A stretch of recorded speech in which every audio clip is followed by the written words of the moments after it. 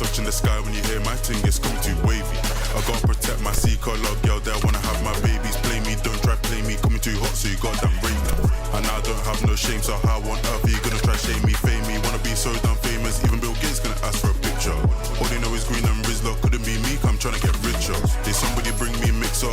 Gotta say sorry to my liver. Cute when you look, but she comes with the heat, man, I know in the room, but she was a kicker. This is getting too real, I was asleep, now I'm on that wheel.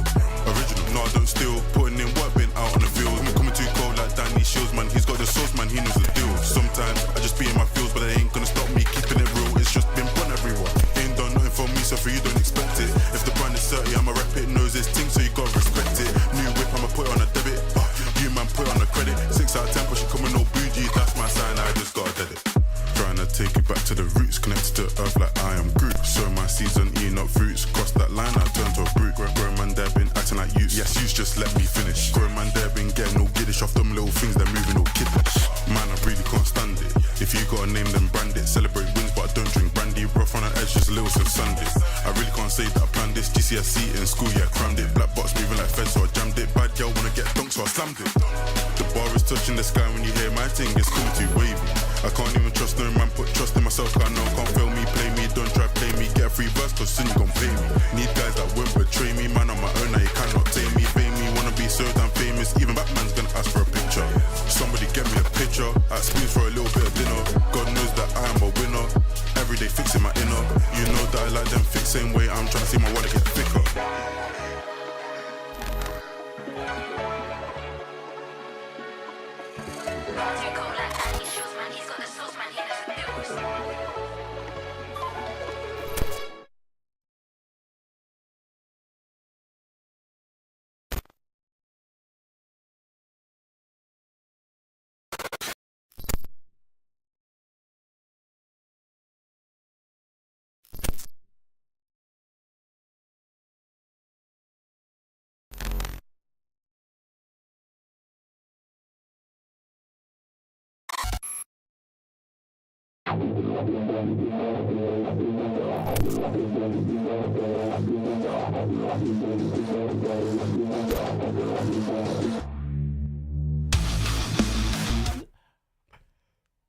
Bruv, it is time. Everybody, welcome to Septic Sauce. Bruv, that transition threw me off. There was supposed to be a nice little pink goo coming down. I haven't got my tune sorted on here. I have just got a new setup again. I guess, guys, how many setups you gonna get, bruv? I needed to sort this shit out, bro. I'm trying to sort my life out. Chat, how you doing? Look at this sexy man, bruv. It is the main OG up in the space. It has been too long since we've had freaking Cog out here, man. He's been on Game On Daily loads of times. It's an absolute pleasure to have you on here, bro. What you saying, man? You good? Yo, I'm good. How my levels? How I'm sounding out here? I'm in the realm of the sauce. I'm chilling with my man Gaz. I'm gonna increase your volume a little bit. Say some shit. Increase me up. Turn me up. Let me get my bars off. Let me spit my game. Yeah, I'm trying. You're quite quiet. 1 second on the things. Let me check my levels too. Let me make sure I'm good too. I'm lined up maximum, chat. Sorry, you can see it on here. Maximum. You need me to turn up a little bit? Yeah, bruv. I don't know why that's the case though, bruv. Chat, is everything okay? Is sound levels? How's Calc sounding? Because I can see. Say something again. Yo, mic check. What about now? Yeah, your mic's bare low, and I'm not sure why. Actually, let me. Did I just murk him, bruv? What I just misclicked something, bruv. I just misclicked it, bruv, and I don't know where he's gone, bruv. What happened? I literally booted him by mistake. Can't come back, bruv, if you see. What have I done? Chat. Did I just kick out Cork, bruv? Oh my days, I'm such a melt. Of all the buttons I had to click, bruv, I kicked. Oh my days, bruv. Where is it? Come back in, bruv. Come back in. I'm in another chat. He's in another chat, bruv. What the hell does that mean? Come waiting room, bruv. What does that mean? Come waiting room, G. Bro, I kicked him out, bro. Sorry, chat. As the call comes back, I'm gonna figure out what I'm doing with my life, bruv.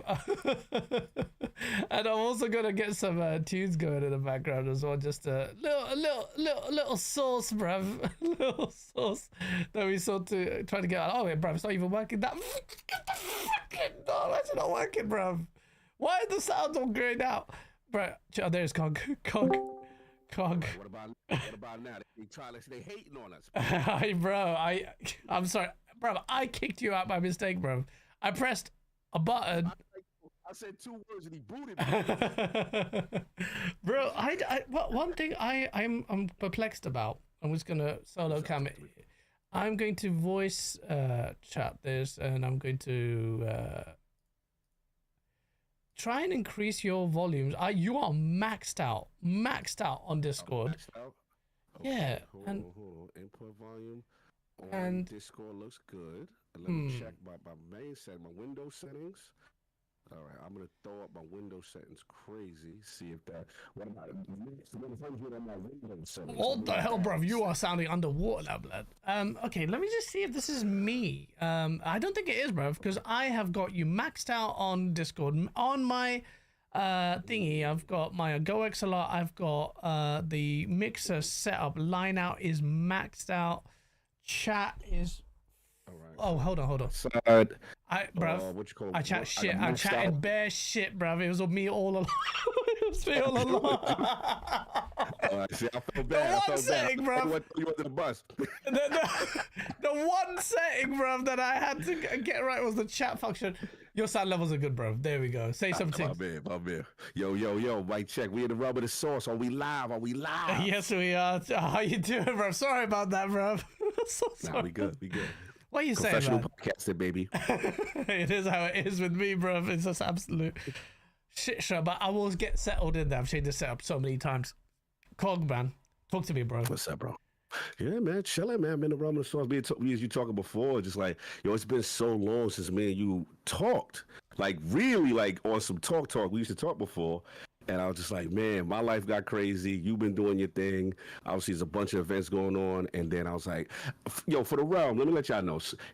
Gaz been getting at me for a minute. So it's my fault. Like, I had to reschedule like 5 times before I could get it. So that's on me, but it's good to get it done. Just in general, I'm doing good, bro. Just a lot of stuff going on, just busy, traveling, getting ready for Summer Games Fest.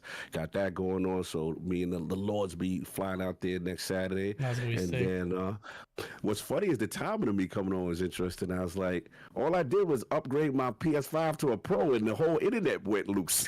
What? Can we talk about that, bruv? The sacrilegious, bruv. That Colin Moriarty's been infecting your brain. I knew it was going to happen, bruv. He's going to go full PlayStation. It's happening. It's happening, bro. It's over now.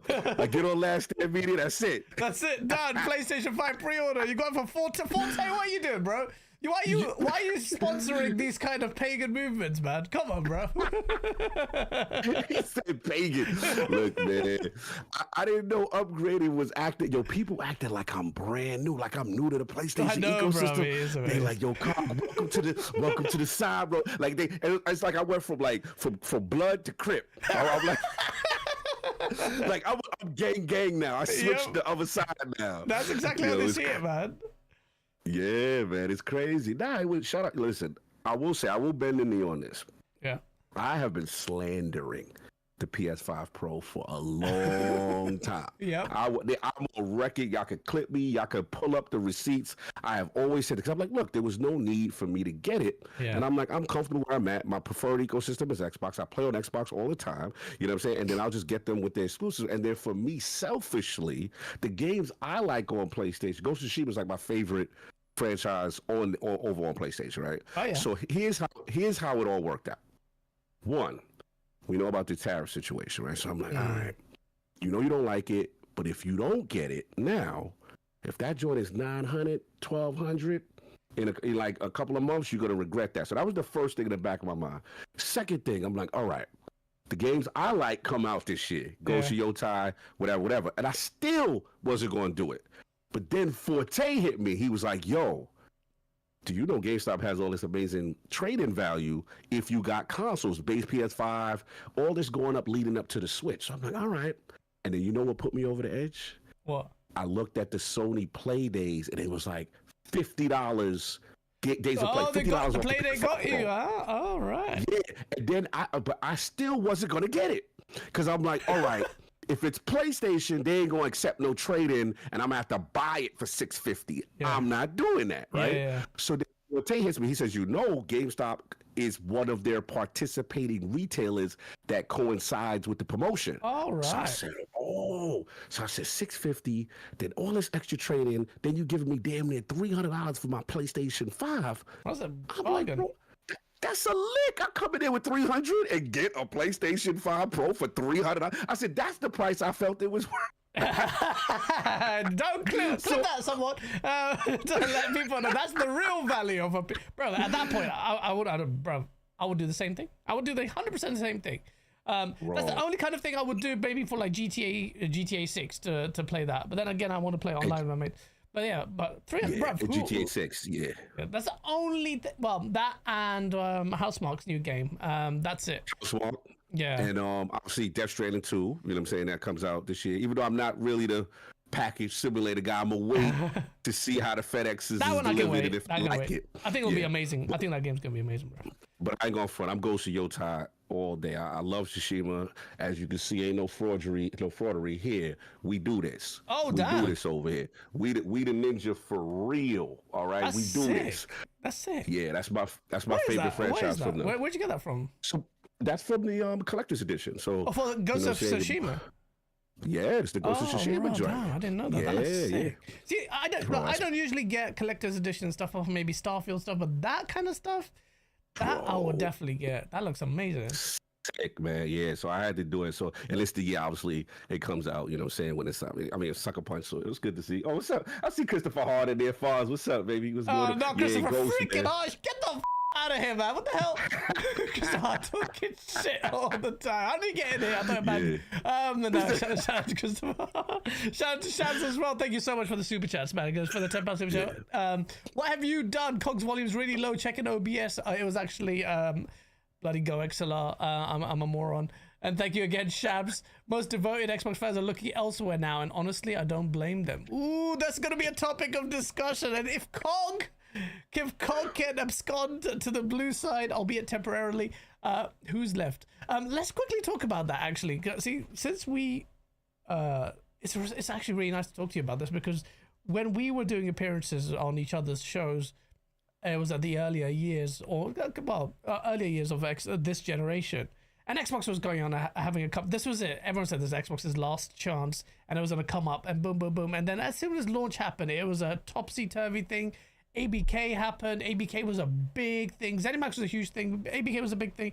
Spent 2 years arguing. Xbox fans really galvanized, and PlayStation guys really fighting for the regulators as well. There was beef. There was reputations at stake at whether this deal would go through or not, and it did. And immediately after the bat, we know the results aren't exactly how we wanted it, because ultimately we wanted the Xbox brand. I know you wanted the Xbox brand to pave a name for itself. I speak about this, and a lot of Xbox guys get pissed off about me bringing this up, but it has to be brought up because it's a defining feature of this generation, along with other things like PlayStation's failures with multiplayer and its roadmap and first-party delivery and all of that stuff. And I think this ABK acquisition, Xbox becomes more potent and powerful than ever before in the gaming space.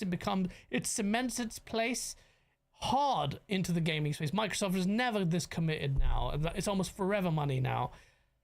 And yet it comes at a cost of what the hardcore me and you who followed Xbox from day one wanted for the brand. And that really became exclusivity, which has been a massive point of contention. But since then, let's be honest, the PlayStation camp's been deflated out of, and it's kind of pushed out, inflated by the Xbox non-exclusivity point. But on its own merits, I've been witnessing the deflation of the Xbox PlayStation community for ages, because it's pretty lukewarm generation as far as I'm concerned for PlayStation, even if it had a stronger start.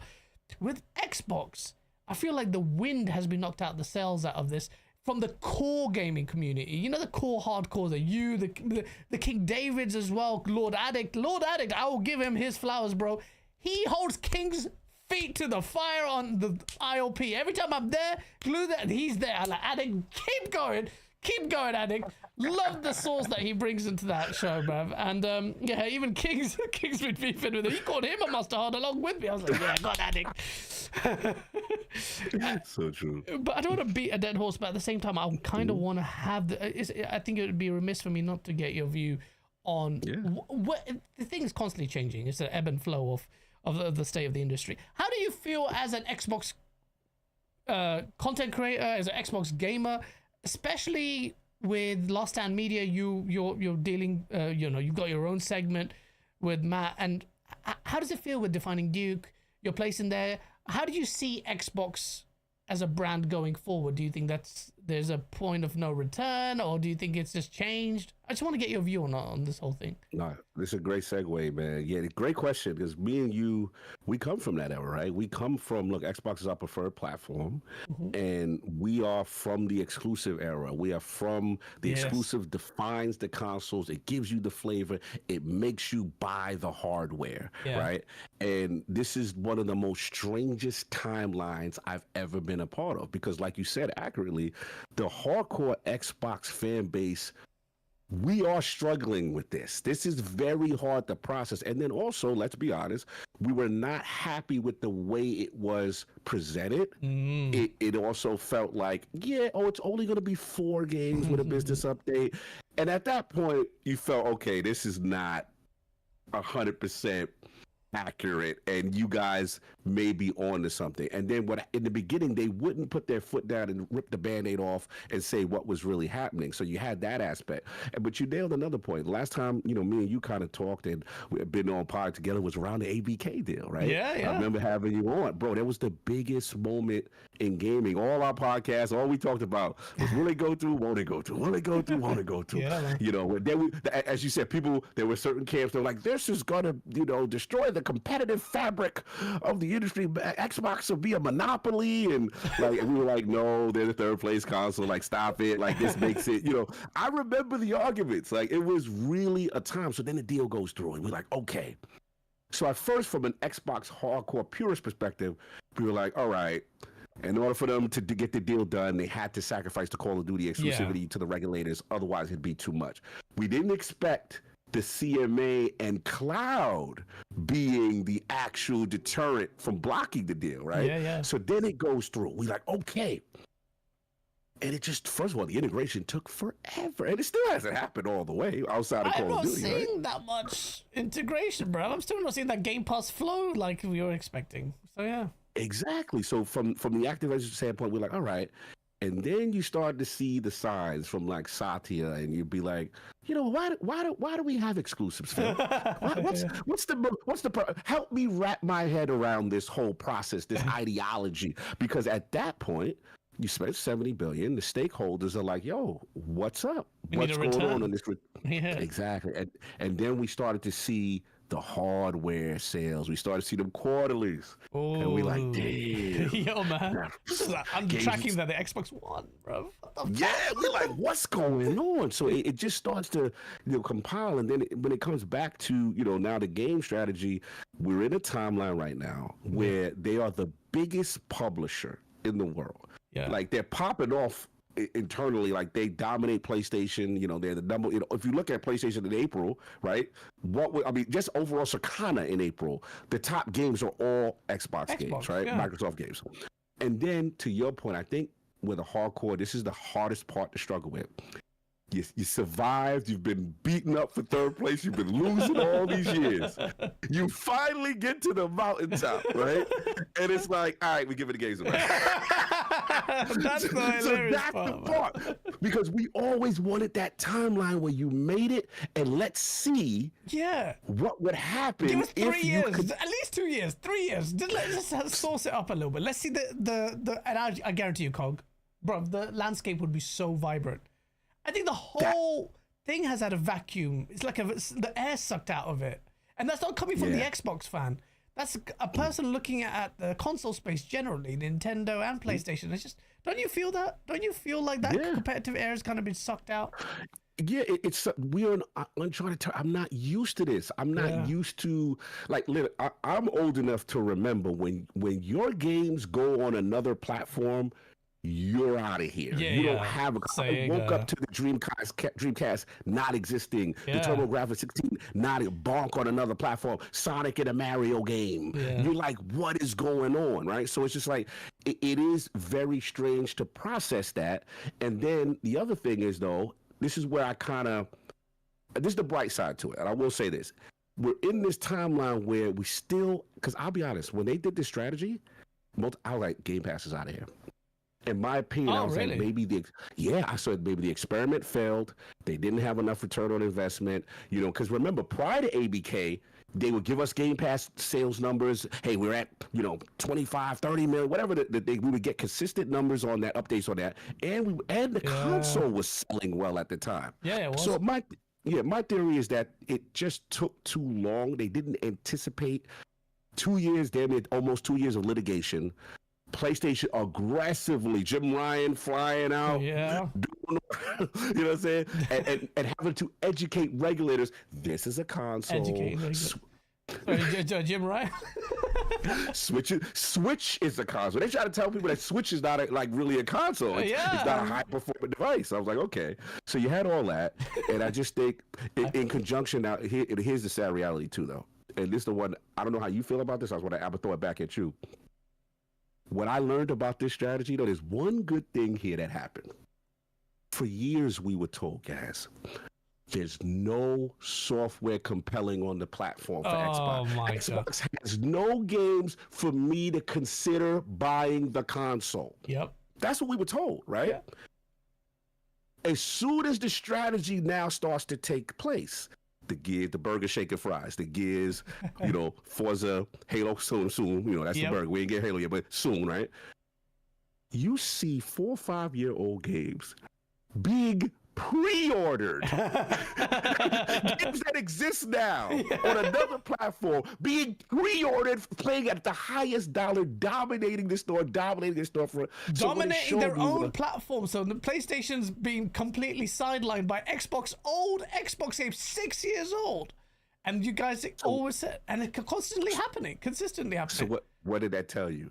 Xbox did call their bluff. That was a lie from a certain subsection of the community saying they had no game. No, what it is you don't like that ecosystem. You love your ecosystem. You don't want to go. So what? To me, this is a deeper issue. The issue all the way stems from the Xbox One, the generation not to lose. Because once people were locked into their digital libraries, they don't want to go. And then let's be honest, back then, the Xbox brand it's not compelling. People have done enough to say, I don't want to be over there. I'll stay here. And that's what this is. So the only good thing is it has exposed that fallacy. And we're starting to see the fruits of it now. They're the biggest publisher in gaming. But absolutely. That's actually an incredible point. It actually made me realize one thing where I could see Phil Spencer saying, hey, you piece of shit, you've been gunning me for like 2 years.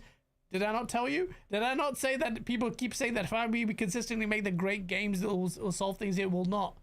And I've just remembered, as you were saying that, I could see Phil Spencer's smug face saying, well, what was that, bastard? Keep making videos about me, you piece of shit. Was that not right? And he's right, though. But, I mean, look, it's true, though, isn't it? Like, they are making so much bank off PlayStation. Old games are constantly topping the chart. Last year's NPD Sakana showed that, the top 5 games they were just selling loads on PlayStation. And I guess in that sense, maybe I was wrong to accost Phil. I do think that in a sustained period of time, if you really did have that kind of quality control like we're seeing now and consistent quality from Xbox, it would have tipped the scale. But after ABK and after just so many years of losing money, how long can this business being the operative word, keep taking the hits? So it's a necessity. But yeah, you're right. There's a win and losses there. A lot of dead arguments. Another one that you mentioned as well. Like, remember the 2 years of ABK and all the crocodile tears. When consolidation, bro, is going to kill the industry, the monopoly, and this and that. Name me one thing that this has murked in terms of your anti-consumer. You guys are celebrating it. Developers getting more money. Game Pass is now more sustainable. Actually, Cog, while you're here, sorry, because I've burnt that bridge with Colin Moriarty. I need you to ask this question. Just ask him. It's a calm question, Colin. I'm not gonna gun you. I just wanted to know: does Colin Moriarty think Game Pass is sustainable now that it's third party? Because he's always been vehemently against the model. And you're understanding. Just ask him. That's the homie. Yeah, just speak to him, bro, and say, hey, you've been quite vocally against not just just the model itself. He says it's value destructive and it's really bad for developers. And Shuhei Yoshida actually echoed those sentiments as well. We'll touch upon that shortly. I'll read these super chats. But I just want to ask you. If you could just ask him what does he think about that? What does he think? I think it'd be because believe it or not, as much a beef that I have with him on his political takes and this and that, I still respect him as a content creator. I still think he's very well spoken, and and I respect some of his views, even though I don't watch his content. I would like to know what he thinks about the sustainability of Game Pass. Now the multi-plat strat. Yeah, for sure. I'll definitely ask him because obviously, he was I think he was one of the ones really leading the charge on Game Pass sustainability, during that time. And I'll be honest, I was at that time when me and him would have our discussions, my thing was like, dog, I'm a consumer first. So at the end of the day, I really don't care because I'm looking at selfishly, this is my preferred platform and I'm getting the best value in gaming. If I was a kid, I wish I had something that let me play all the Genesis games at one time. Are you kidding me? So I wasn't thinking it from that perspective. Now, to his point, obviously you want to know about the business. You want to know how the sausage is made and stuff like that. You want to know how developers benefit, how the structure of deals are, right? And that part is valid. But I think, I'll definitely ask him the question now in terms of, where's his thought process with that. But what I will say, and he won't be mad if I say this, is that, what's kind of cool is to see him play a game like Pentiment and want to do a spoiler cast, with me. Him play a game that was on the Xbox ecosystem that he never played before. Because again, he always was honest with me. He's like, Cog, I'd come over to Xbox. I was like, because I used to mess with him. I'm like, what is it going to take for me to bring you over? So, come on, get down with me. Let's get these Xbox. Because he has an Xbox, of course, but he just, obviously PlayStation's his preferred platform. That's where he was. He said, Cog, you know what it is? This is when I realized it's all about the ecosystem. And Xbox was right, because he tells me I'd come over if they had something similar to, like, we made up a word for it, like smart, like instead of like smart delivery, like smart progression, where like if you come over and then as a PlayStation gamer, all your trophies transfer over the minute you log in. It recognizes your third-party game. See, that's what it is for guys. They've got so much investments. They got those scores. They got those platinums, right? And Colin's a big platinum guy. Yeah. So if you get that and you get the equivalent over on Xbox, then he doesn't feel like he's lost anything. And he's like, that would help me come over. So those are the early conversations what I have. But I'll follow up to your question as far as, where is he at now. But I will say he playing a lot of these Xbox games. On PlayStation. On PlayStation. And I do feel, he's enjoying himself. That's what I can say from the outside looking in. Okay, well, I mean, fair enough. And that's quite interesting as well, that even Colin is, and it's the same for me, man. I got the clip of me, which I shared of me lining up. I was like, hey, this is what it is, and everyone just cuts it. J-Dub will always cut out the second half of it because that's what he does, that little shit. I did the same thing. I was like, I was a Xbox warrior in the 360 days, console warring till day. The Xbox One was so bad, I had to line up and I just called it out because me, I have to call out that shit. And I lost it about a week, bro, on PlayStation. I couldn't do it, bruv. Like, at the time, the UI was shit, Battlefield 4 was there, there's constant errors, the quality of the voice chat and game chat was so bad. I just didn't like the UI. It just wasn't a nice place to be. And I've tried being there, and I've tried with the PS5 boy day one at launch. It's just not, I can't gel with it. What I have gelled with is Steam, because I've been using it for years, before even the Xbox Series X. Steam is amazing, and it's just no nonsense. And we've all kind of weaned off party chat to Discord naturally anyway over the years, actually, even when we were playing on Xbox. So it's that transition explains why a lot of people have moved to PC much more smoothly. But it's interesting to see Colin Moriarty. Hey, you're liking those Xbox games, bruh? Shout out to Phil Spencer for that one. Let me quickly read these super chats. Let's get it. Let's do it. Bro, first of all, everyone in chat, please give hearts out to H2O, man. This guy supports the channel like mad. Thank you so much for the $100 super chat. Goes, Assalamu alaikum. Wa alaikum assalam, bro. Peace and blessings, Gaz. Tell me you saw that YouTube short of The Last of Us where if you try to throw a Molotov out of a window with the Star of David, the game would not allow it. Anyway, let me drop this. Fatigue drops me with Dubai with love. It's very late out there. Thank you so much. I did see that Neil Druckmann will allow for everything, but he won't let the Star of David, the Israeli thing there. Cog's like, oh, let me switch the camera up. Hey, bro, you can't do that. I have seen you with Colin Moriarty talk about these topics, bro. You can't show those topics? Yes, you have. I've got the clips of you talking about it. Me talking about political topics? But I've got on Last Stand Media, because this is what Colin Moriarty does, that little shit. He launders that propaganda along with his Druckmann friend. He brought it, and you answered that question. I've got the clip. I've got it saved. Did I answer? No, bring it back. Help me, remind me, refresh me. So your answer was absolutely fine. It was actually the most. I was like, thank God for Cog in this chat. You said you've always been historically quite pro Israel. Yes, I remember now. Because I think you guys work at like a yeshiva or some kind of like. Yeah, I worked at a yeshiva back in the day. Yeah, you were saying that. Just for the record, I'm not qualified to talk about the American safe space disclaimer. Bro, I am not qualified to talk about the history of stuff. I can only talk about from the outside looking in. And that was the US government just murking him out of the space, bro. They just turfed him. Why'd he get out? What happened there? As soon as he was talking about Israel, he got turfed out. I didn't even press anything. That was not me, bro. He just got murked there, bro. Tactically, Last Stand Media came out and murked him. Whereas Cognito, bro, he just disappeared. But just when it was getting saucy as well, bro. Come on, man. Shout out to 188 of you. Smash the like button, man. We're getting some saucy out there. I'm sure we'll get We'll get him back on here. Broski, where did you go? Broski, where did you go? Come back in the waiting room and I'll drag you. Oh, there he is. Yo. What happened? Right, Israel turfed you out as soon as you were talking about us. Podcast for that, and we blew you out. We heard. Back to the games, bro.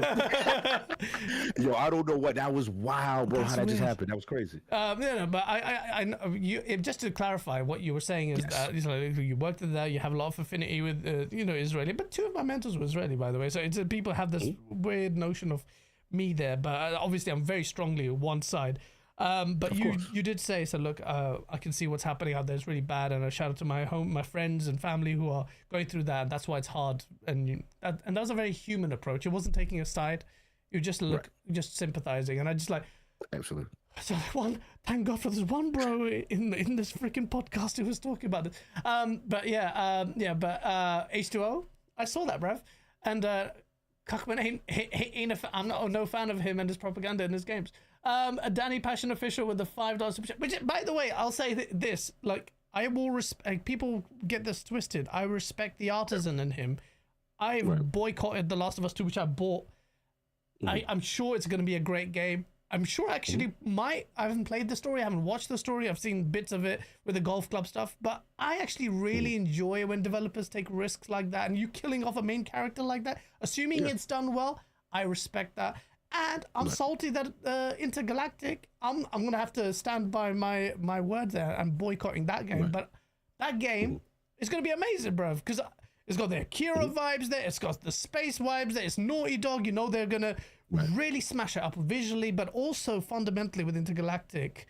The main character has just as much hair as Cognito, and that's what's not to like. You're funny. Look, before you move on, I listen. I want to say this for the record.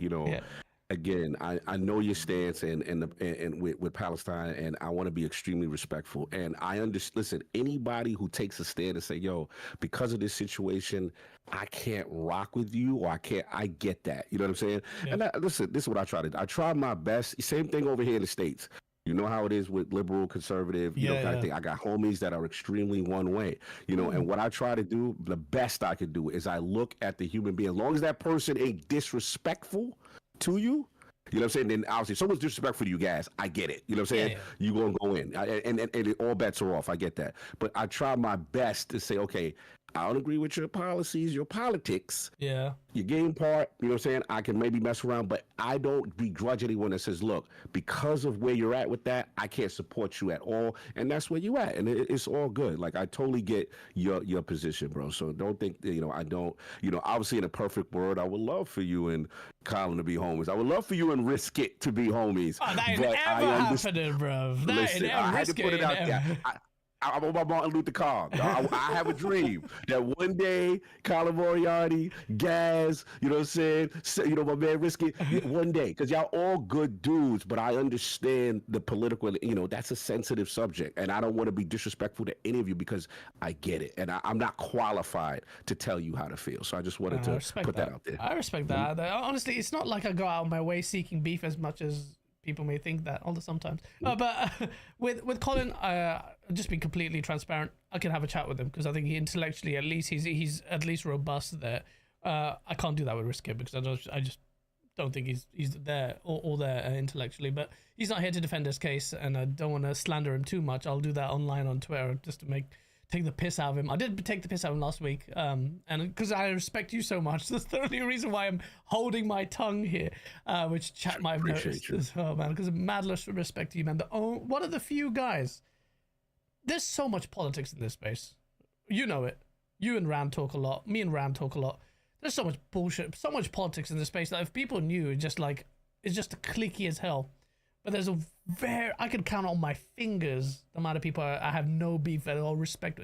You're right. Who can beef with you? What have you done that's wrong? You've done it so consistently, such a nice guy that no one, not even the most ardent haters of PlayStation, when they clip you, it pisses me off. But you just take in your stride, and I'm like, yeah, whatever. And I'm like, all right, bro, they just got murked by themselves. So, bro, you'll always be so valued in this space, honestly, man. Oh man, thank you. It means a lot. And look, man, I'm blessed. And all I try to do is be a good person. And for the people who do come at me crazy, you know, I gotta move away from you because this is how I look at it. At one age, Colin came for you, and I fought your corner, bruv. You remember the picture with Sarah Bond, bruv? That made me feel a certain way. I went after King Thrash. That was Jaffe, man. But yeah, bruv. Jaffe was the one. Stop saying that because Jaffe was there. Bruv, what was Colin doing? He's just sucking off on his vape pen. I was like, say something, bruv. Because I've seen pictures of you literally sliding into Shuhei's DMs in live on freaking Pornhub, bruv. Don't like. But it's the principle of that. I know it was Jaffe, but at the same time, it was Jaffe. It was Jaffe, but he was just sitting there. I'm like, say something, bro. Defend him, bro. Why are you sitting there just thinking? I know for a fact that he's just like. And then you know what he did? He goes like, yeah, Last Name Media, we're very objective and we never take any money. Shut the fuck. You've taken. You've done the same. For the record. Colin hit me up. See, we got the phone, bro. See, when you got a problem with a man, he hits me up on the phone. Bro, that's bitch behavior, bro. Why are you doing it privately? Why can't he back you publicly? No, he backed me publicly for many times. No, about that point he didn't. I know what you're saying. In that instance, in that instance, you talk about when the live comment happened, right? Yeah. So you're looking for the public defense right at the moment it happened. That part, I felt a certain way there was. Okay, you felt the way. Fine. Okay. You know, my thing is, as a man, we gonna have a conversation, right? Yeah. And before I could even reach out, I was reached out too. The main issue to me was the Jaffe situation because me and Jaffe, we were cool, and then obviously that went out. He put the video out in the thumbnail, and mind you, all this is water in the brush. Jaffe's the homie, like Jaffe's just But you know, at the time, I was just like, okay, it was interesting. What was so cool about the situation was two things. One, before I could even say anything, the whole community was like, no, y'all not doing that to Kyle. Nope. Like, people were showing pictures of him with me with Mark Cerny. People would show up. People had pictures of me from years ago. Like, yo, this is the homie. Like, he doesn't pick and choose. You know what I'm saying? So that's why he was like, okay. And then Jaffe hit me, and we talked. And what's funny, you know what's so full circle, so dope? When we did a Last Stand Media show, and I got Jaffe pulled up, I did said, bro, we're taking a picture because you're a legend, and that's what I do. And he took it, so it was dope. And again, Jaffe, you know, he stayed on bit. For him to even apologize to me on publicly or anyway, which he did both, was super cool. So yeah, like at the end of the day, I get it. You know, people want the like, yo, you supposed to hold it down. You know what I mean? In a minute, I got you on that. But I don't take that stuff too seriously. Provided when we have the conversation, and that's I know you have your issues with Kyle, but every time me and that man have a conversation, I'll tell. Even when I joined Last Stand Media, I told him, look, I don't agree with everything you said. Yeah, of course. 100%. But as long as we have that mutual respect of who I am and who you are, and we can come together as far as a rational conversation, I'm good. But nah, that was one under the bridge, man. That wasn't that. No, I'm just telling you how I felt. I appreciate you riding for me though. It's one of those, bro. In the street, like someone like you get into beef, and I had the situation where I've had beef where someone's like kicked a football at my mate's face. Mate just stood there, didn't do nothing. So I went out there to punch the brer. No one's fighting back. It's just me versus three other guys, apart from one other guy. And then the guy who got the football kicked at him just standing there, bro. And then one of the other guys is talking about, oh, yeah, that was terrible. I'm like, bro, where were you? Where were you in that situation? And that kind of thing, it reminded me, like, I was like, bro, it's COG. Why are you sucking off that vapor? Say something, bro, because it's COG. Right. Bro, it's immediately. Let me flip it back on you. You ever have a situation where you just talking and, like, you got one homie and it's just random. And it's like, yo, F such and such. And you're like, whoa. Right. Now, some people in the moment, they're like, all right, where did that come from? Yeah. You know what I'm saying? And their processes. So I get it.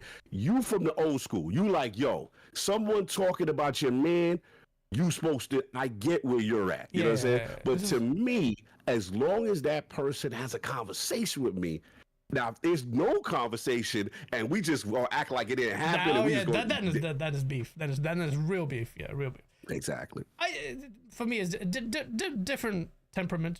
This is why you're chilled. This is why you're so respected. I'm like this is the people. The problem with the sand people, bro. We were like this, like fire.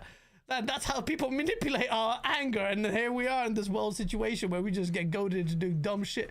That's how it works, bro.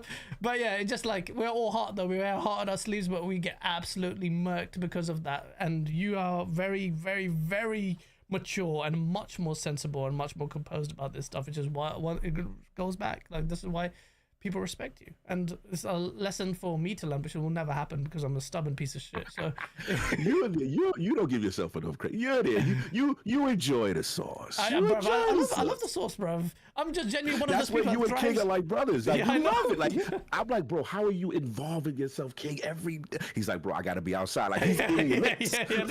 He'll give someone with a blue hair profile and no followers, and he out there in the mix beefing with this person on Twitter. I'm like, knock yourself out. He loves it. Yeah, bro, I know he does, bro. This is the same thing that fuels us both. It's just like, bro, come on, dude. If it's like on a Friday, especially Friday, I'm just like, all right, week's coming to an end. I was like, all right, I'm gonna mug this guy. This guy's saying bare shit. Random guy, no followers, bro. Just entertain me today. it's old guys like that. All that get my blood pressure. I ain't got time for you. Because my thing is, I'm gonna look at your last 10 tweets. And I'm like, yup, you just randomly beefing with people for no reason. It's F that guy. I was like, it's nothing me and you got to talk about. I was like, I already know who you are. And this is what I was going to say, bro. It's like, at younger Cog, I used to be that guy. I was a gang member. I was banging up Sega Genesis. I was running down on Nintendo Kids. Genesis Sega deal, Genesis don't Nintendo. You know how it was. Sega was that guy. Yes, respect. This is how I know, bruv. I was console warring since I was a kid. My balls hadn't even dropped and I was murking Nintendo guys. And I lost that war as well. I was the only kid on my street with a Master System. Everybody had NES. I suffered. Bro, I would always pick the underdog or the losing side. All the time. But I go front.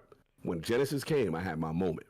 I was popping off. You know what I'm saying? Genesis does. You can't do this or Nintendo. I used to be one of those kids. So I get it. So that's why part of me, I don't even get mad at them because I'm like, all right, you gangbanging right now. You throwing up a set. I get it. You know what I'm saying? I used to be there. But that's all that is. Yeah, it is. That's right. People. But this is why ILP is so good, because you've got a mix of people that understand the same synergy. And then you've got you who's chilled. You've got King who wants to go into the trenches. Addict who just kind of watches it and just. It's quite objective, even though he's a hard Xbox guy. Will murk and just question everything, including King, which is not an easy thing for most people to do, because King is such a force, and the manner in which he speaks is quite intimidating for people to actually call him out on stuff. Danny Passion Official, thank you for the 5, because after 5+ years with my wife, I decided that we were going to stay with 2 baby girls. Got a surprise baby. And a boy, it's a boy baby shower today. What? I did not expect to read that. Shout out to Danny Passion Official. He's giving birth to a son, bro. He didn't even expect it. Today's a baby shower, bro. I'm so honored that you even joined the show, bruv, and your momentous occasion, bruv. And that just means you have to name your kid after me, but that's safe. Danny Passion Official with the 2,000, which thanks everyone. Title Gamer on board, bro. That is, shout out to Danny Passion Official, man. That is a big deal, man. He's got. Yeah, congratulations, brother. That's awesome. Yeah, now you got a gamer boy now. Now you can just. I mean, to be as nowadays, everyone's playing games, bro. It's not like it used to be in an R-Gen. If there was a chick gaming, it was just like, what? I could count it on my hands. Now everyone plays it, which is really good. Yeah, now it's cool now. Before we was looked at as the nerds, like y'all playing that game stuff. Yeah. It's never gonna go anywhere. It's never gonna amount to anything. And now there's movies. These people playing games more than ever. Like more casual than ever. It's crary. Yeah, but there's positives and negatives to that as well, though. I'll talk about where the gaming industry is ended later in a bit. Bro, that's a good. I don't even know what the timestamps are going to be for that conversation, bro. That's going to be a freaking nightmare. That was a good one. But it was, bro. This is part of the natural conversation, man. We talk about this shit. We talk about beef. Talk about us. Talk about Sega Genesis. I talk about Danny Passion Official. Danny Passion Official's got a freaking baby boy you didn't expect, and he announced it. And he found out today, and he had a baby shower today, man. That's sick. That's sick.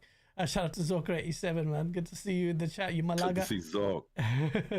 We were talking about Xbox, and we're talking about this topsy-turvy whatever position they're in right now, but this week we kind of saw another part of Xbox that we're so used to seeing, which is just them kind of faltering, although albeit unofficially, I would say faltering.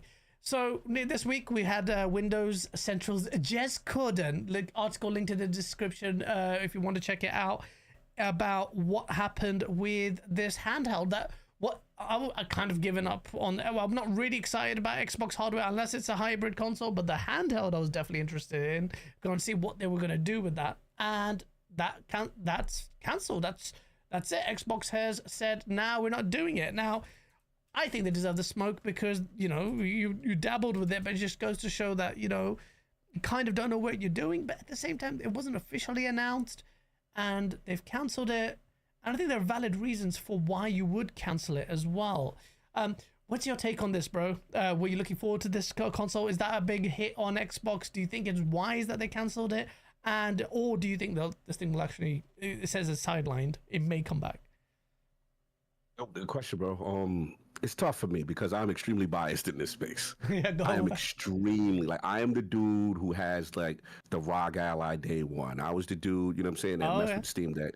So, like, for me, I love the idea of a high-performant console/hybrid with multiple storefronts, with native Game Pass, no streaming. I want to play offline. Yes. And here's the deal: as a big fan of the Ally, that's PC Game Pass.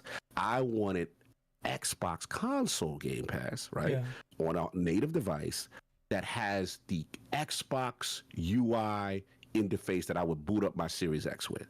That's the dream. So the way I looked at it was like, okay, I see what they're doing. They're dipping their toes in, because I remember I was one of the few people who was able to debut and get hands-on with the ROG Ally for the first time. Oh, okay. What I thought it's one of our, like, highest performing videos. I was like, yo, just me with a BS little GoPro playing it and walking up on people and asking questions, and it went viral. And the thing about it, I always thought was interesting was not only AMD was there, not only Asus was there, they had VPs and reps from them at the debut of this launch event for this handheld. I'm like, what is Microsoft doing here? Why do Xbox has a presence here, right? And I at the time I was like, well, maybe Game Pass, they're promoting Game Pass, but it seemed that they were really taking the learnings from Asus in the space and saying to themselves, okay, what if we jump in there? And then right around that time, remember, Steam Deck is starting to trend a little bit. People love that Steam OS. So at that point, I'm like, yo, this is a good deal. This could potentially be something. And it's perfect for a guy like me. You know me. I travel all the damn time. Yep. I can't complete games until I get, to another place. You don't want to play it in a hotel. So that was the perfect device. And I love the Ally. So when this news broke, devastated. Because I'm like, now I won't get the vision of a dedicated Xbox, because I thought they would evolve and take the learnings from each iteration of Asus and then now either have it alongside their next generation console and then they're ready to rock in 2027 or 2028, whatever it was. And I thought also the Series S helped them with the learnings of how to bring things down to scale and be able to, with scalability and stuff like that. And for those who always said the Series S was a mistake, look at the Nintendo Switch right now. You think developers don't want to scale down to get it on that platform? What's happening with that, bro? There's a remarkable silence on that kind of front. I'm not hearing a lot of tumbleweed on how that's going to happen. People are completely quiet on that. And Nintendo's pushing massive push on third parties to try and cater for that device. What happened? See, Cyberpunk found a way. Cyberpunk looking really good on the Switch, man. I'm very surprised. Yeah, man. So it goes to, so that's the selfish part. That's the part where I'm like, damn. You know what I mean? Yeah. And I do think it is fair to say, right, that if they cancel that, what happens, right? Because people right now, we're in this future, this multi-platform future where people are like, yo, I don't know, bro. You know what I'm saying? Like, you're making the most money you've ever made, but are you damaging your brand from a new hardware perspective? That's the addict, perspective that I always respect. Because he's a cog. Respectfully, I don't care about PC. I don't care about other platforms. I don't really, really play on the PlayStation ecosystem. All I care about is Xbox, and I'm worried they don't make a console anymore, right? So I think this does put people's antennas up, right? A little, just a little, even though it's unannounced. Yeah. Now the second part of it, which is, all right, now I got to have nuance. Now I got to take my emotion out of it, right? The second part is this. We know for a fact, like Jez is reporting, and everyone is reporting in the console mobile space, the handheld space, Steam OS on Windows 11 is destroying everything they're doing. It is running laps around them. So there's a part of me that they probably looked at the learnings and says, wait a minute, if we continue with this trajectory, this could be Betamax versus VHS all over again. Yeah, but 100%. And it could be DOA on arrival. So that's the first thing, a major thing. You come out with a new product that is already lapped and you have no answer to it at launch. Then the second thing, we have to be real.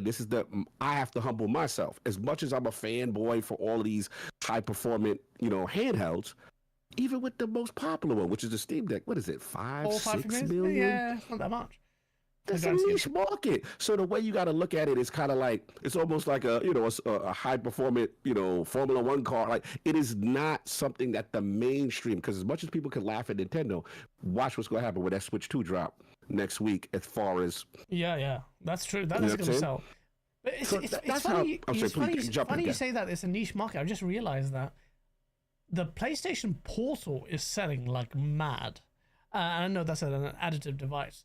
And we know from Insider Gaming and the reports that the PlayStation 6, which King David disagrees exists, the PlayStation, I don't know how he's going to start that one out, but King David will find a way. King will find a way. Yeah, he'll find a way. But with the PS6, it's the same issue that you've had with the Series S and the scalability. That's going to disappear again, because what's rumored to happen is the PlayStation is about to have its own companion device with the PS6, which is a handheld. And, they're going to run PS6 games, so they'll have to scale for that, and that's going to be a whole different conversation when that happens. But I'll guarantee you this, that niche market argument, though, I reckon that will go out the window, because PlayStation is such a powerful brand, that thing will sell like mad. No, I feel you. And that was one of my disappointments with the Xbox handheld not coming out, because I feel if they were going to do it, you got to do it before PlayStation does it. Exactly. Because like you said, what we're learning is brand power. People don't care as long as it's the brand they like. They almost like a country club VIP kind of vibe with PlayStation, right? Yeah. People will spend that money. So I agree with you on that. But yeah, I guess the way I look at it, as much as I'm disappointed about it, it's still not a real big viable market. I'd rather them not do it to get completely lapped and it's a waste. And then they end up being like Zune. Remember Zune? Oh my God, bro. But that was the thing, is that Xbox in the hardware space has been so shit anyway. It's had two successes. What can I say? The original Xbox, amazing console. The Xbox 360, despite the Red Ring of Death, incredible console that led the way and the best generation ever. And then PlayStation literally copied that homework and incorporated into the PS4 to make it easier to develop for the party chat, enough RAM to do all of that and focus on online and all that stuff. And I think the only one which I never bought was this Xbox One X, which was a brilliant piece of hardware at the time, mid-gen. It may have not sold much, but that was the indication that Xbox is really good at hardware. But then there was always a massive question mark about whether or not Xbox can do a good handheld. Well, that marries in all the vision that you're talking about. I was expecting the same thing. Refinement of this, making more local gameplay, bring in all the native features in there, achievements and offline play, and an extension of that native experience. But that has gone out the window. It just means, and you ask a valid question, and a lot of people are wondering the same thing. And Mike Ybarra is also actually, let me pull it up here right now, put it on screen. Said Mike's outside? What Mike said? And Mike Ybarra said this. He goes, he says, if true, and talking about the Xbox sidelined handheld. Oh, bro, by the way, chat, can we talk about the fact that everyone, it's just literally ponies commenting in the Mike Ybarra thread. They're so excited. Porterock, J-Dub. I tried to tell them a while back. So J-Dub, Porterock, Foxy Games UK. What is going? JTech TV, bruv. What the hell? It's not going to run porn, bruv. This keeps going down, bruv. There's just ponies. Pony Central. It's just ponies all the way down, bruv. What is going on? Anyway, but sorry, Mike Ybarra says, where is he gone? Yeah, so he goes, if true about the Xbox handle being sidelined, it's 100% the correct path in his opinion. So many devices out there, and with Steam OS on third-party devices now none of this made any sense to me other than a reaction to fill some void in a hardware strategy, aka PR play. So that's what he was saying.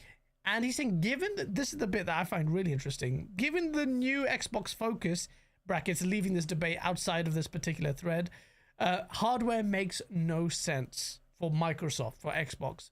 Focus on great games and building communities within them. and that's quite interesting. So, Yeah. and this is the thing, but even I can't understand and rational.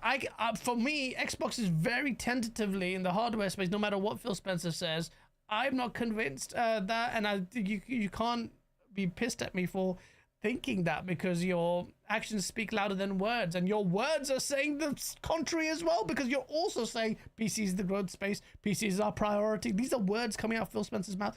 Over console, PC is the priority. PC consoles, Game Pass subs have stagnated. We're focusing on PC. And I don't blame them for that. PC is where we're seeing it. This week we saw, what was it? Which publisher, basically, and that pissed people off. PC saw a fourfold time increase. Like, is the number one platform for I think it was Capcom Engagement or something. I'll pull it up right now. 1 second, and it pissed people off so. Oh, the PlayStation guys, who get pissed off. And that's a very important metric. I'm just going to pull it right now. If I can see, yeah, new trends at Capcom. Put it up on screen. Capcom, okay, what's up? New trends at Capcom. PC now makes up the lion's share of digital games, with a substantial 30% jump in annual PC game sales. So 60% PC, 40% console. And yeah, there it is. That's 100%. Yeah, no, look, there's a lot to digest there. These are, shout out to Derek Strickland. I like some of the statistics and stuff he pulls up. Yeah. There's a lot to digest. So yes, the growth of PC, obviously, yes. To your point, I get it. I understand anyone who is concerned about Xbox remaining in the hardware space. I think that is a fair, thing to be concerned about. I think for me, it's two things. In fairness to them, one, nuance, right? They never did officially announce the handheld, right? But to your point, Phil has been on record saying, "Hey, handheld would be nice." Yes, whatever, right? It is one of them things where I look at it though. Here's the thing. Since we had Peter Moore on, Peter Moore told me during the 360 days, they've been trying to get out of hardware since then.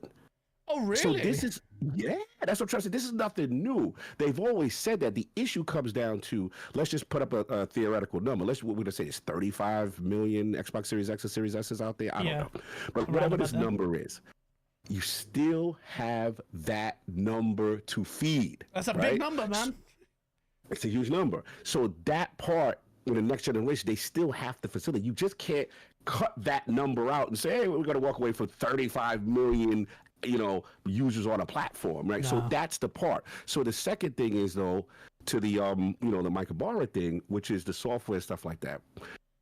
I understand where he's coming from. We do have to understand this, though, like as far as like Game Pass, and then like we have to admit right now it's in the biggest, I don't say growth phase that we've ever seen. Look at when I talk to Colin and I talk to the Sacred Guys and stuff like that, they even say the users the people will write in and they'll say, hey, I picked up Game Pass. When you had Expedition 33, Oblivion, Doom, you know what I'm saying? All these games in a short period of time. Now Game Pass does become compelling in a market where games are $80. In a market where we have potential tariffs and hardware. Absolutely. So there is a part of me that's like, okay, the strategy, even though it's late as hell for being successful, it is starting to take shape, and now they have the consistent software to facilitate it. Yeah. And let's be honest, the vision isn't even fully realized because Nintendo Switch still hasn't gotten those games yet. That's a good point, actually. They're going to make bank. And here's the thing. We know Xbox is being shiesty and greedy about it because, we give you Gears 1, Gears Reloaded 1, and we could give you a Marcus Phoenix collection. But look, the data shows you'll buy Sea of Thieves, you buy this one, you buy that. They're just going to milk this thing out. They're going to make hand over fist money. Yep. As a publisher. The weird part of this whole timeline is that we've never seen this before, where we have a publisher that's multi-platform, making games for other people, but also has a console. My last thing I'll say is just that I do think it is interesting, but they might be able to pull it off, because if you make all of this money and then you just say, you know what, our console is a niche, high-performance device, you spend $600, $700, we'll give you all the bells and whistles. We're not looking to mass market it the way we would do in the past at this subsidized price. And that may be the play. And then they get money from Nintendo. I mean, PlayStation is buying games better, more than their own, thing. And who's to say Nintendo will not follow suit? I mean, they do have a lot of compelling exclusives. I have to give Nintendo that. But it's an interesting timeline, man. I've never seen anything like this before. But I get the concerns. We'll see. We have to see what happens. I think I think you hit the nail on the head there, and also kind of summed up the weird, unprecedented position we're in, whereby when someone does go third party, like you mentioned earlier in the show, you typically are looking at their exit from the gaming space. But this isn't a Sega situation, no matter how much the PlayStation guys want to believe it is. It's actually the opposite. Now the brand that's supposed to be exiting out of the gaming space is dominating the sales charge, is making more money than it ever has before, and is still a platform holder with its own platform. And it's Microsoft, which means that they have the potential, and a massive, bold and underlined the word potential, to really disrupt things. And I think I made a video on this about how a hybrid device is that if they're going to do hardware, the only thing that makes sense to me, and I think I saw a clip of Colin Moriarty saying understanding, I don't necessarily disagree with him, but I still think it's viable. He says, why would Xbox do that? They will lose so much money to Steam if they do a hybrid device. So I'm like, Xbox don't care, man. Because ultimately, Xbox is making more money on PlayStation than it has its own consoles. 2, Xbox as the brand of the console brand is dwindling anyway. 3, if you want to make a seismic shift in the hardware space, a hybrid console that enables people is an entry point to PC gaming, which all the data shows PC gaming is on the rise. The new gen just want PC. Kids just want to go on PC. Everyone wants to go on PC now. And you tap into that potential. It's your chance to be really innovative in the hardware design. It's also the bridge the gap between these two bits, and also reconcile your place, Microsoft, in the PC space where there's so much synergy in history anyway. That's where they could potentially make a lot of bank and sell hardware.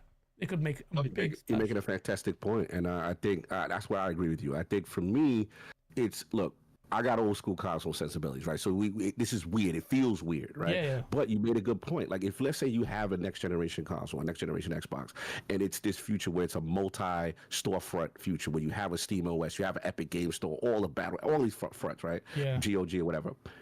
Would you rather, I tell my hardcore brother this, would you rather have an exclusive Xbox console where they get 100% of sales of this very small shrinking market where their brand power is diminished? Yeah. Or you get revenue from 7 sources or 4 or 5 sources, right? And you get 80% or 70% of the cut from all of that. Yeah. I think they're going to take that future 7 days in a week. So I think that's what it is. So again, this is where it ultimately comes down to. If it's about anything about this move, I always say to myself this: if it's about survivability and reinventing yourself, I'm for it, because at the end of the day, all I care about is I don't want Xbox as a brand necessarily to go away completely. I'm from that era.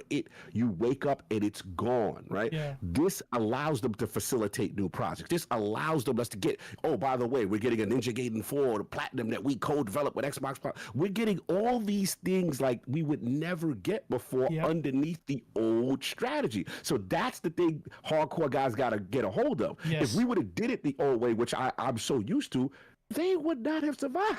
Absolutely.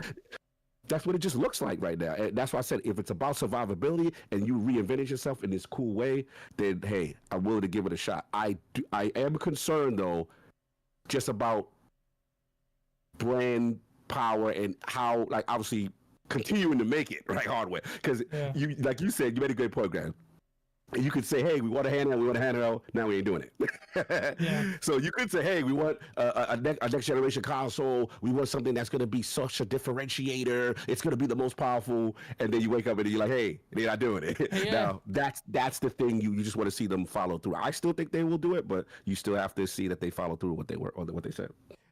But the follow through is going to be important. The potential's there. Whether or not they follow through is a massive question mark, because they don't necessarily need to be in this space. But I think, like you said, they have a 35 million people to service. They cannot let go of those people, and these are your hardcore people there. And I still also think that that kind of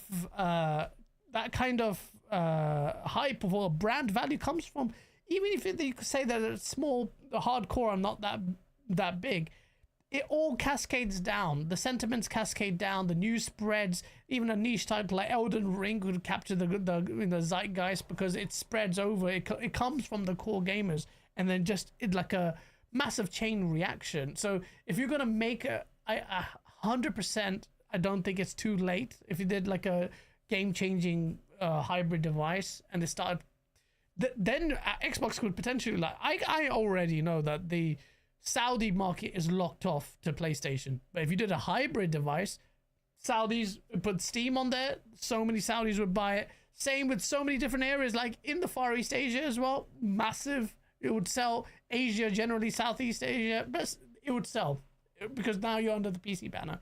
The potential is huge. Whether or not they will actually follow through, and even, well, that just requires them to do it, and also do it really well with a lot of ingenious design. Software wise, how do you mix up Steam integration?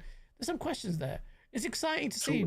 I'm excited to see what they do in the hardware space, even though the impact will be minimal unless it has Steam integration, which could be an extension to my core gaming setup. But it's just exciting. That's the only thing I can see that's exciting in the hardware space generally as well, bro. Because Nintendo found it home with the Switch too, bro. They found it home with the Switch. They kept it safe. That's as safe as you can get, bro.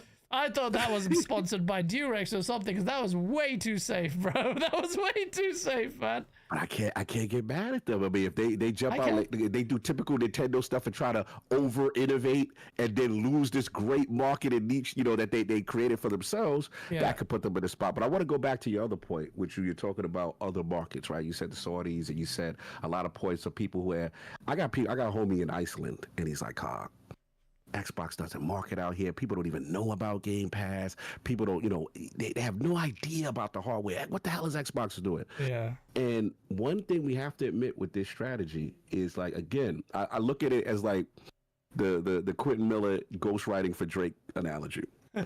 When Quentin Miller wrote the record, nobody liked it. Yeah. You get a record to Drake, all of a sudden you love the record. Exactly. Yeah, 100%. So now this allows them to penetrate those markets that would never buy an Xbox, never buy Xbox games.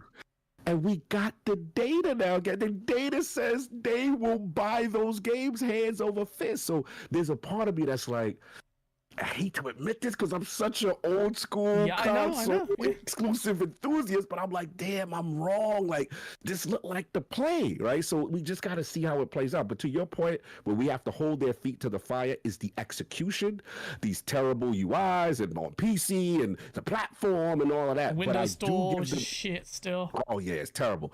But I will give them this, though. I always felt, out of all of them, Win That Play Anywhere is the future of gaming.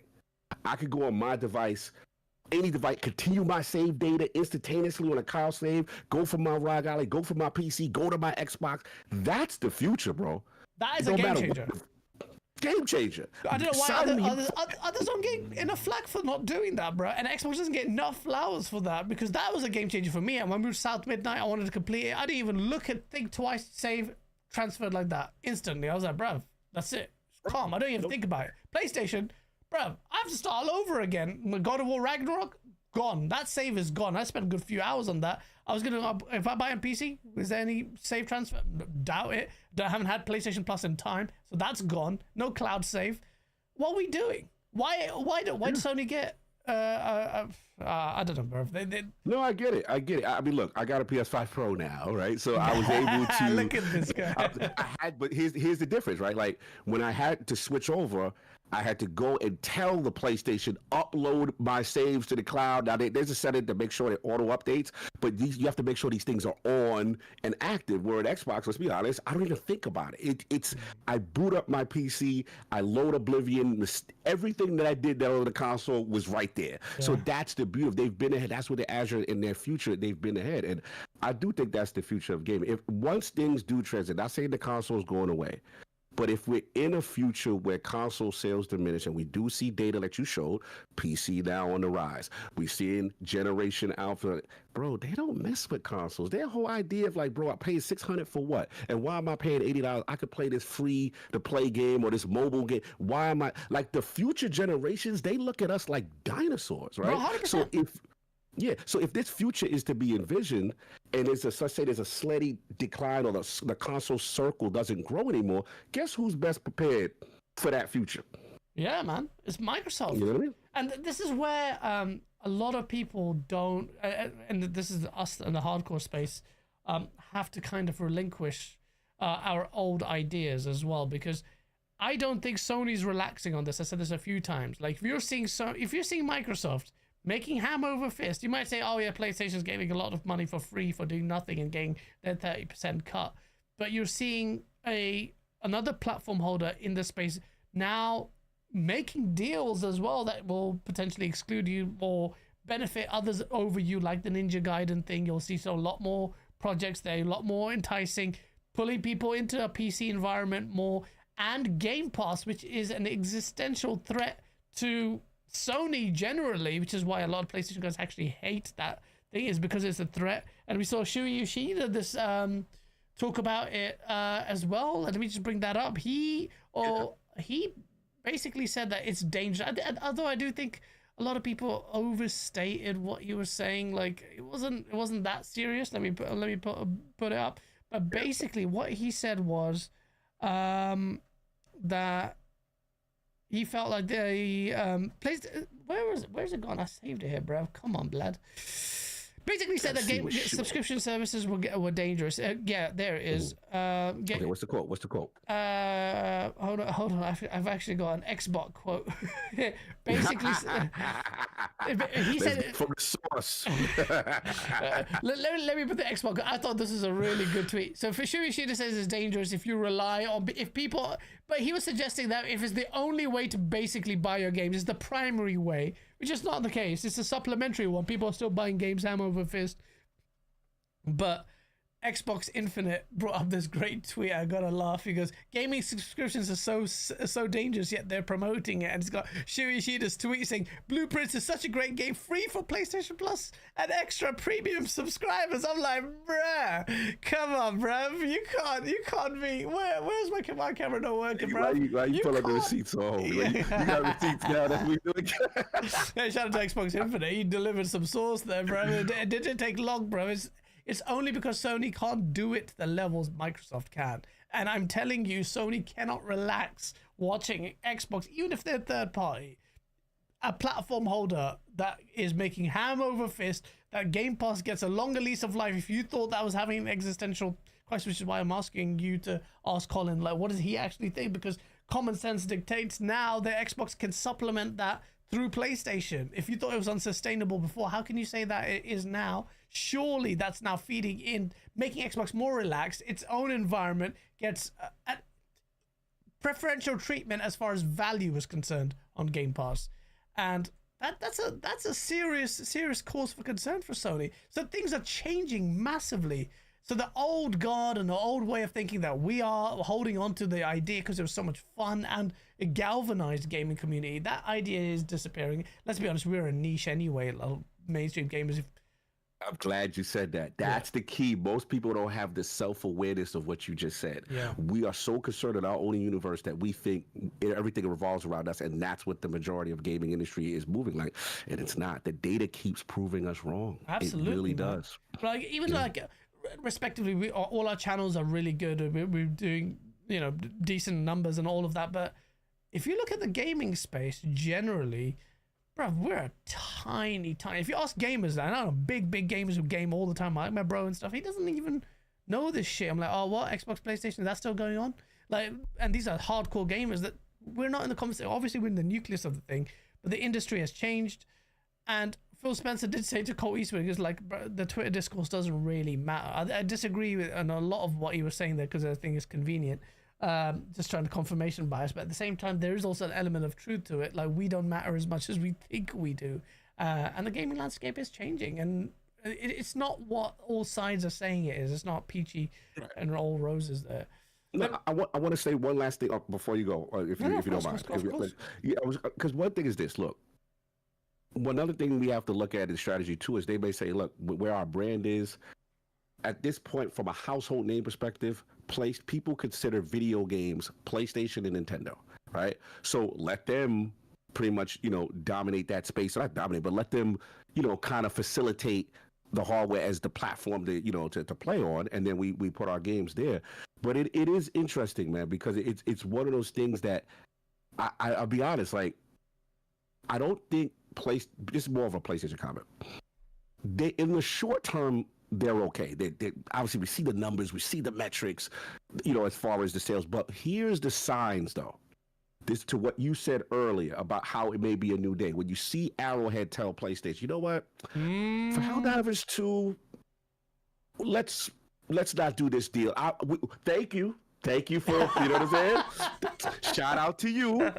You gave us a light that we never would have had before, but then you hear a Crimson Desert. Yeah, they offered us an exclusive bag, but with the PC, we feel on all the platforms, including Xbox, it'll be better. Then you look at Square, the biggest mercenary and publisher you've ever seen. They used to take bags from everybody. Switch exclusive bag. This one gets part 1. That one gets part 2. Like Square's like, look, it's a new day. Like right now, if you talk to developers, they don't want to hear about this exclusivity nonsense. Yeah, They're like, bro, we want our game day one on all platforms because even if you stagger it, you've missed the zeitgeist. We've got the data that shows for PlayStation, the later Spider-Man games that came 6 months later didn't do as how it did early when there's the novelty of a Spider-Man on Steam and PC for the first time. So these are the signs. Again, I'm not trying to say it's super panic for PlayStation. They have to pivot exactly the way Xbox is doing. I'm not saying that. No. But you see the signs that developers are now taking these third party, they want this multi-platform approach. They're loving Xbox's strategy. They're like, yeah, great. Absolutely. Put our joy everywhere. We want to make the most bread that we possibly can make. And I think that's where you're seeing things change, and PlayStation slowly now adjusting in their way too. So yeah, I agree. Bro, it's funny you say that Sony adjusting. They're trying to adjust. You had Sony's head say, wherever there is computing, gamers will be able to play their games seamlessly. These are exact words. Active users came up too. What happened with that, bro? That's another prophecy of theirs gone wrong. Monthly active users was just a dog shit metric that it was all copium, and Microsoft was employing it just to trying to pull a wool over their eyes. So then why is the market leader with a #1 console saying literally that we are going to completely sideline and basically saying we're prioritizing? They're not saying that they won't report on the hardcore numbers, but they're saying we are prioritizing monthly active users. Why is that? Because it's good for publishers, it's good for investors, and it's good generally. And obviously there's some value to the metric if Sony's employing it and they're following Microsoft in that regard. Why is that? Because in turn, I'll tell you some inside baseball that I've heard from, like, I've even chastised Xbox behind the scene. Like, I'm just going to give you an example of one. I was like, bro, in my mind, I'm like, Forza Motorsport was kind of a failure to me. Like, yeah, I didn't see it chart as much. Like, failure is a strong word, but in terms of like on PlayStation, comparatively, no, not Horizon, Motorsport. Oh, Motorsport. Sorry. Right, Horizon is out of here. Like, I'm a Horizon guy, right? Yeah. So Motorsport, though, I looked up like, damn, I wonder how Microsoft internally feels that, because you didn't really hear about it at Circana, you didn't really hear any. It kind of came and went, right? I spoke to some people internally. They were like, "Oh no, we're very happy." I'm like, "But how?" Yeah. It's like you'd be surprised how much the monthly active users, that community, how much they spend.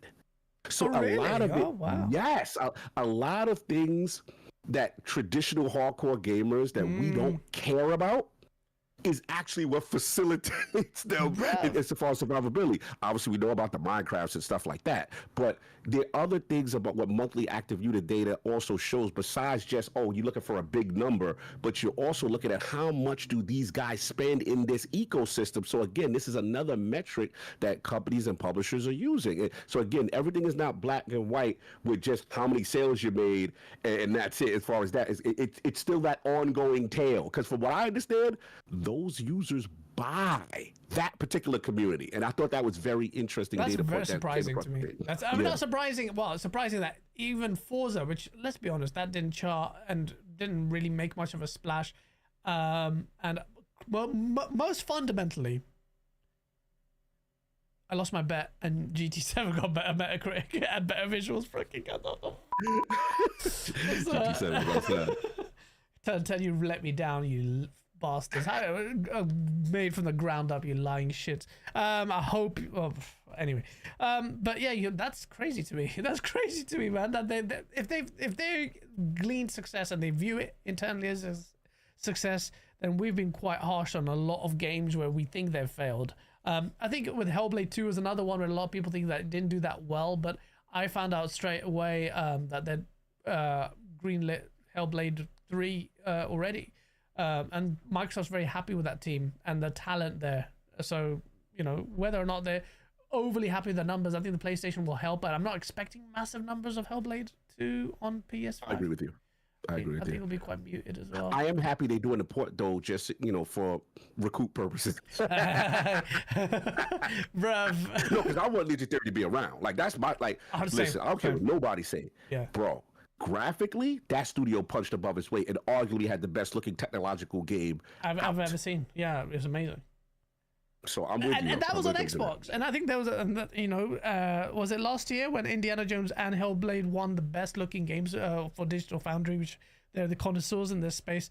It's a quite a big decisive win for Xbox that has had a leg, even though it's 1 year, even though there's a nuance in that conversation. But if you said Hellblade 2 was a restrictive corridor, like linear game, which it was in a glorified demo, I can take that argument on board. I agree with on many fronts with that. Then what about Indiana Jones, which came number 1, which was a first person, freaking what was it built on?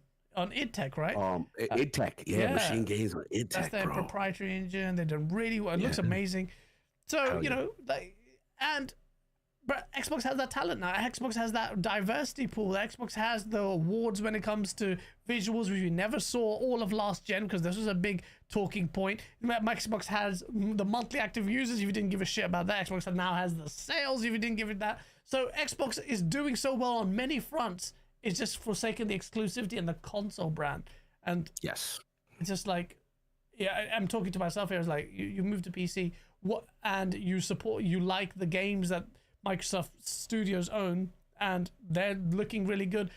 Even now, we will talk about the Xbox Showcase that's coming up very shortly. But for the first time, there's a very little stress or pressure, I think. A lot of, and I want to talk to you about it. Before we do, let me just quickly catch up with these super chats.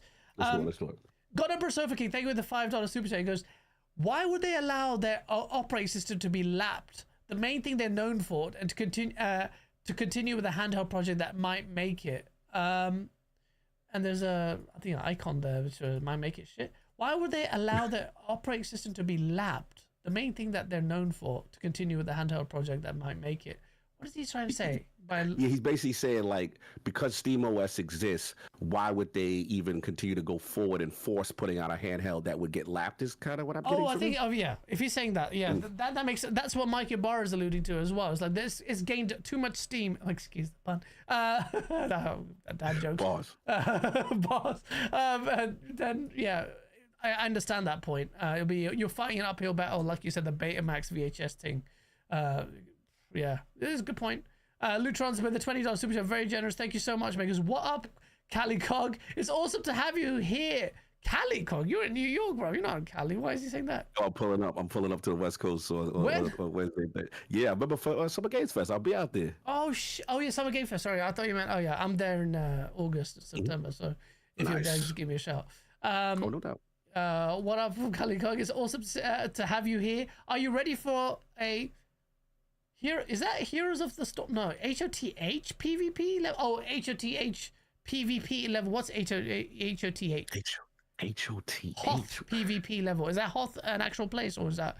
I don't even know what that PvP level Destiny. Work on this man to get with your boy Colin, please. It's on Colin's hand, it's not mine. He refuses to appear with me. But what's Hoth?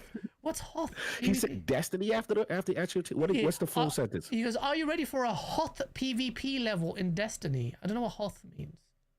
Yeah, I forget. I don't know what that is. I don't know what Hoth is. But wait. Let me see if they're... some Star Wars joint, because I know Destiny's doing some Star Wars joint. I don't know. The Ice Planet. He says. Zach Riley says. Hottest Star Wars. Oh, Star Wars. Yeah. They're coming out with their new content. Yeah, we got to support because we don't know how long Bungie's going to exist.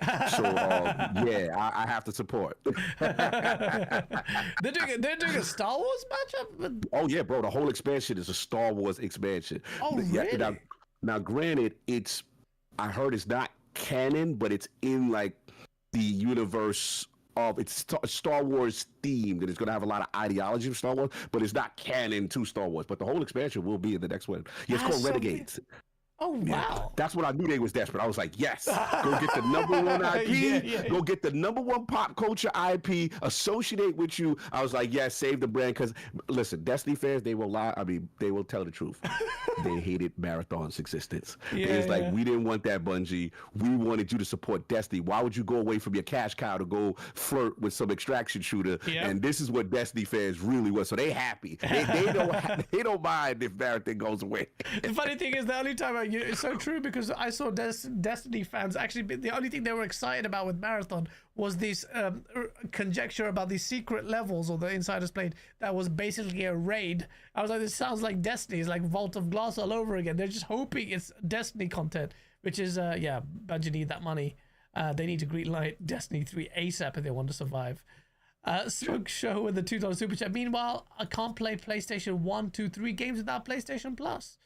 But yeah, because PlayStation hasn't got that game preservation at the moment at all. I think that's why he's like, without PlayStation Plus, you can't play. Can you play PS1, 2, and 3 games with PS Plus? What are you talking about? You can't do that. They had a back compatibility. They've been adding stuff with trophies, man. Yeah, but is it as back as PS1 and 2? I don't think so.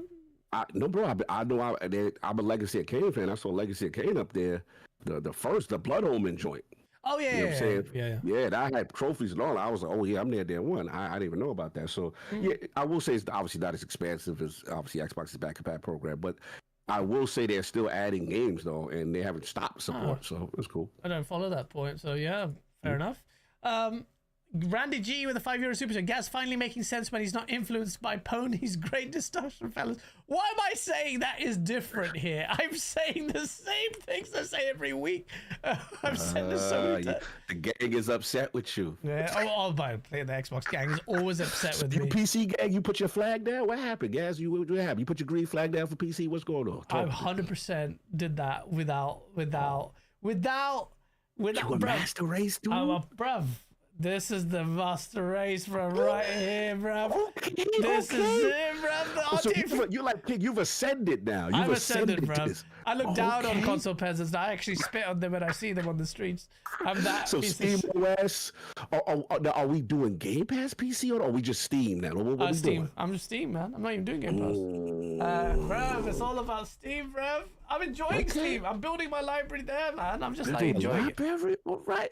I mean, Phil don't mind that you're over. They don't mind that you paying full price for it. You know, again, I don't want to get political. I actually boycotted Game Pass because of the stuff that's happening with Microsoft. And, I got you. I know. I feel that's but at the same time, I have seen the stuff. Yeah. But at the same time, it's a bit awkward because it's like someone raised this point. It's like you're paying full price to Microsoft, giving more money as opposed to Game Pass. And so what I might do is either pirate. No, I can't say that. Legally, I can't say that. Or I could just do like a month on sign on and sign off thing. It's it's not easy, bro. I'm telling you, it's tough, especially now when Game Pass is so potent.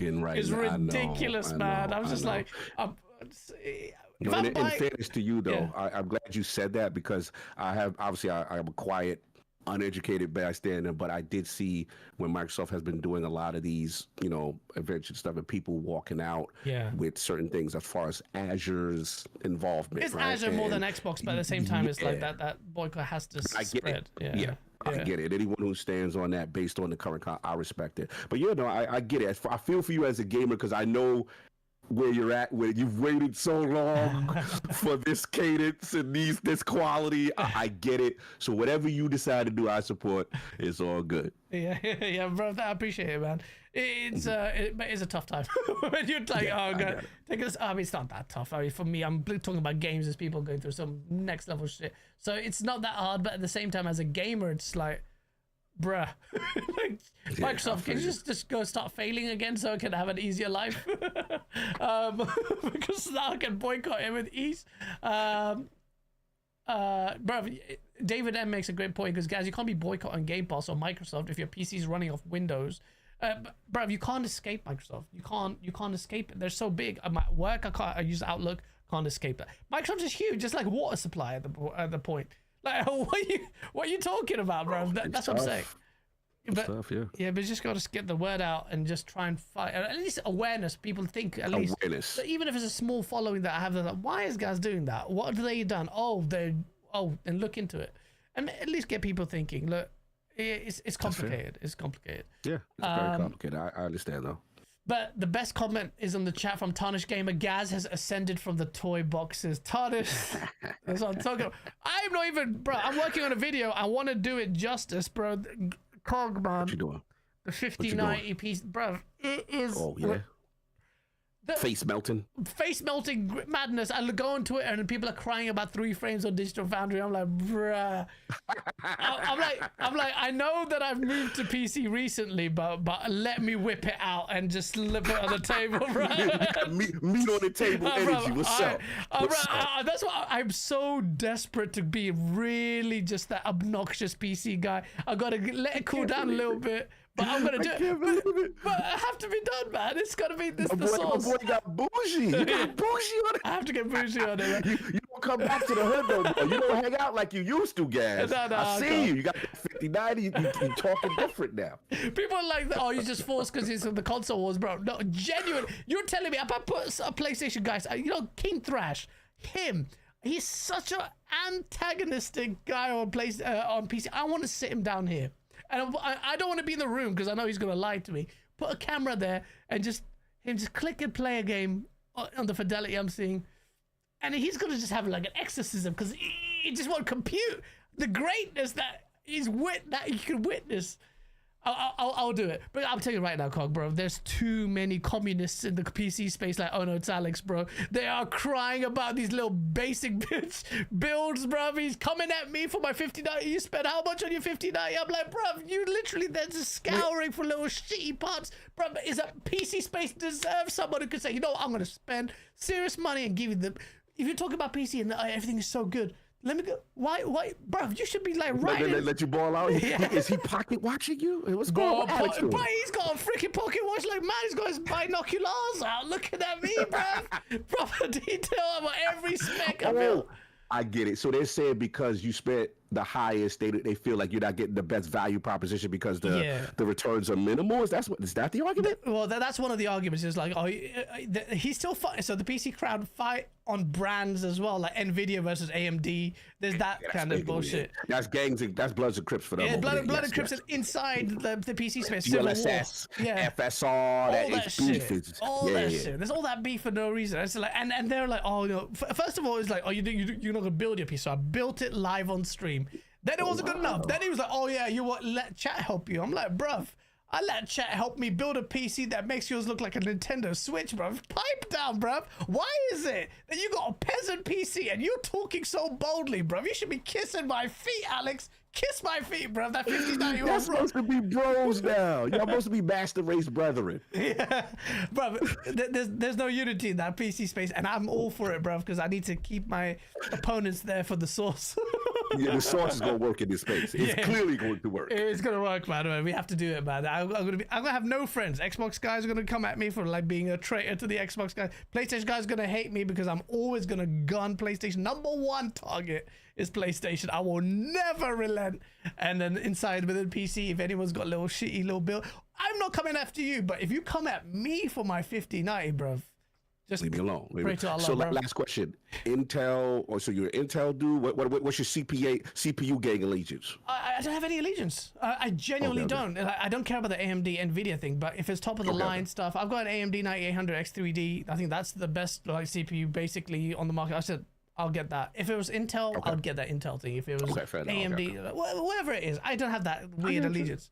On that shit, I don't give a shit. I feel. A wild Alex appears. Where's OhNoItsAlex, the little shit? Where is he? There he is. Hold up, I'm gonna have to jump on. No, you're gonna sit there. You're gonna sit there and stew in your shit and feces, bruv. You're not gonna jump in here, bruv. Oh, he's actually in the waiting room now. You can stay in the waiting room. I'm gonna make him stay in the waiting room. Here we go. I've got Here we go. Okay, here we go. Let me drag him in. Let me drag him in. Yeah, bring him through. Ladies and gentlemen, this is gonna murk the setup a little bit, but we'll figure it out. No doubt. Oh shit! Here it is. You got a big fucking mouth, boy. I heard you was coming for, man. What happened, Alex? What happened? Yeah, what happened, Alex? How you gonna come in here, you Xbox refugee, Oh, look and at start this guy. acting like you're a PC gamer? Listen, I've been a PC gamer before when you were in your parents' testes, bruv. Don't even talk to me, bruv. Name me one map in Quake 3. Okay, well, name me one Quake 3 map, bruv. Exactly, silence, bruv. Name me one CSGO map. I'm saying. Name me one Counter-Strike map. The Dust 2, the Dust 1. Right, come on, Aztec. There you go. Dust 2, everybody knows Dust. I know, well, bruv, you couldn't even name one map and then 3 maps and you say this. You're sitting there talking about fucking buying a 5090. What's wrong with that? Why are you crying about it? You got peasant, bruv. You should be kissing my feet. Your GPU is not even close to mine, bruv. Do you know why? Do you know why it's a problem that you bought a 5090? It's because my dick's harder than yours. That's why. You didn't complain when it was in your back ass last night. Now look, the problem is because you go out and you spend $3,000 on a GPU. You know what that tells NVIDIA and AMD? I don't give a shit what it tells them, bruv. I wanted that tells them they're suckers like you that are gonna go out and spend $3,000 on a GPU. That makes everybody else. Why are you such a? That makes everybody else. Hold on. That tells everybody else to go ahead and increase their prices because they got suckers and cucks like you who want to leave Xbox because they got nothing on that platform to finally come to PC and actually have something. So when you finally get something, what you do is you overspend. You don't even use half the actual power that you got. And you're talking about like, I got the best. Baby, you know what you got? Nothing more than an AI upscaled fake frame generated GPU that will destroy the shit out of yours. That absolutely shits hot molten diarrhea on whatever the shit. Do you basic even know bitch. Tell me what GPU that I have. Tell me. Bro, I don't give a shit what GPU. Whatever GPU on this planet that you have. Know what I have because it's worse. It's inferior. It's inferior to mine. Is it or is it not inferior to mine? So all you care about is whether or not you spent more money and what's better. You know what you are? It's You're better. Nothing more than a PlayStation fanboy buying a PS5 is it better? Pro. Is my GPU more performant than yours? Is my GPU performant? Catching a straight. My man went out here and instead of buying a PS5 Pro, he bought a 5090 trying to flex, bro. You wanted me to buy a PS5 Pro? No, you don't know how to listen either. You got too much cum in your ears. Listen. You got too much jizz in there from fucking Jensen. Listen, you Futanari fan, bruv. Just because you like your women with giant members, bruv, doesn't mean we need to capitulate, bruv. Listen to me. Wait, listen. Because they don't listen. Listen. Alex, help me out. What should have Gaz have done? Like, in the perfect world, you educate them before he balled out in the 5090. Like, what should he have done? What was the proper course of action? Give me the card. Give me the setup. Get a weak PC like him. GPU for price to performance is a 9070 XT. Oh my god, buy the 9070 XT. I have to resign myself to this basic bitch freaking standards, bro. If I can't have... Bro, you bought a $3,000 GPU whose drivers don't even work. Bro, it worked fine for me, bro. I have not had a single problem with these GPUs, oh, bro. It works fine for me. Bro, your ray tracing probably melts half your freaking fans on your PC, blood. I'm on NVIDIA fan. Why are you such a little bitch when it comes to these brands, bro? You have the same console war mentality, but you pretend that you don't. You're looking at the brands like NVIDIA, this and that. Yeah, Betsy. Do you know what NVIDIA is? I'm telling you, AMD peasants are the worst kind, bro. You see AMD peasants. You hear this guy? There's a peasantry, bro. AMD peasants? Yo, this is really. I don't mind an AMD, but I didn't know if an AMD guy attacks your GPU, because bruv, how Alex makes more money on one freaking show to buy a sick PC, and you guys deserve a better content creator that puts the money where their mouth is and says, I'll give you the bells and whistles. You want to see ray tracing full on to the max? Let's do it. But this guy doesn't want to do it. He's going to run his graphics presets on low and sit there and play Path of Exile, having a wank over his freaking stupid little map that he's playing. Listen to me, bruv. It's about time the PC space elevated. Oh, talk to him, Alex. Go ahead. You bought that 5090, right? What'd you buy it for?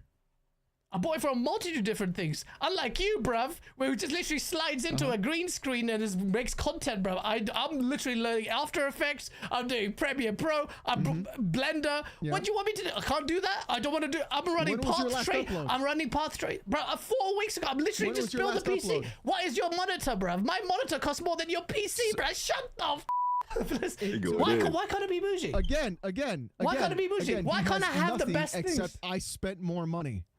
So you ignored the Blender point. You ignored the After Effects point. Money. Who spends more time and does more stuff on their videos? All you're telling me. Who has more render time on their videos? You are a corporate cuck. No, I use the stuff. More money. So I do more stuff in my content. You know I do. I use After Effects. Right. So how much? So my question to you is: you spend all this money for After Effects, right? Yes. Yet you still can't get your white balance on your camera right. You still can't get the angle right, and you still haven't uploaded a goddamn video in 4 fucking weeks. Because I'm a busy man. That's what I am. I'm a busy man. Why you? Now you're gonna caustic me for having a life. So what you're telling me Listen, is not everyone can dress up in a banana and then just dance every freaking Saturday, bro. Yeah, Alex ain't letting it go, man. He on your head, guy. He not letting it go, bro. The only time he did was buy this just to flex on people on Twitter. No, he wants me to. But I literally told you what I do with my videos. But this guy wants. He will. Unless I downgrade to a basic bitch PC like him and dress up like a piece of fruit, he won't be happy.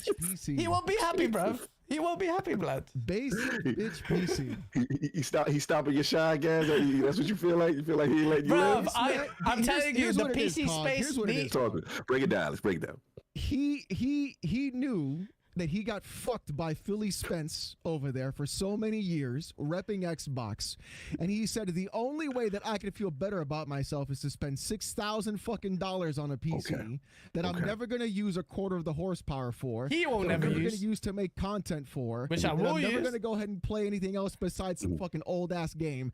And he just goes ahead Black and Panther's drags old on ass Twitter. game, Robocop. All you are.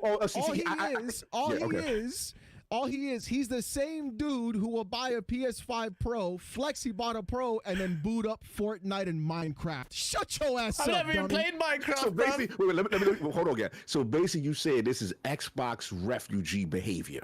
You feel that because he felt I don't want them here because they don't belong here. Stay on Xbox. So but see, you supposed to embrace them though. You're supposed to embrace. You like, yo, see, the water was nice. You just got to educate them on how you want them to come over. See, no, you know what it is though?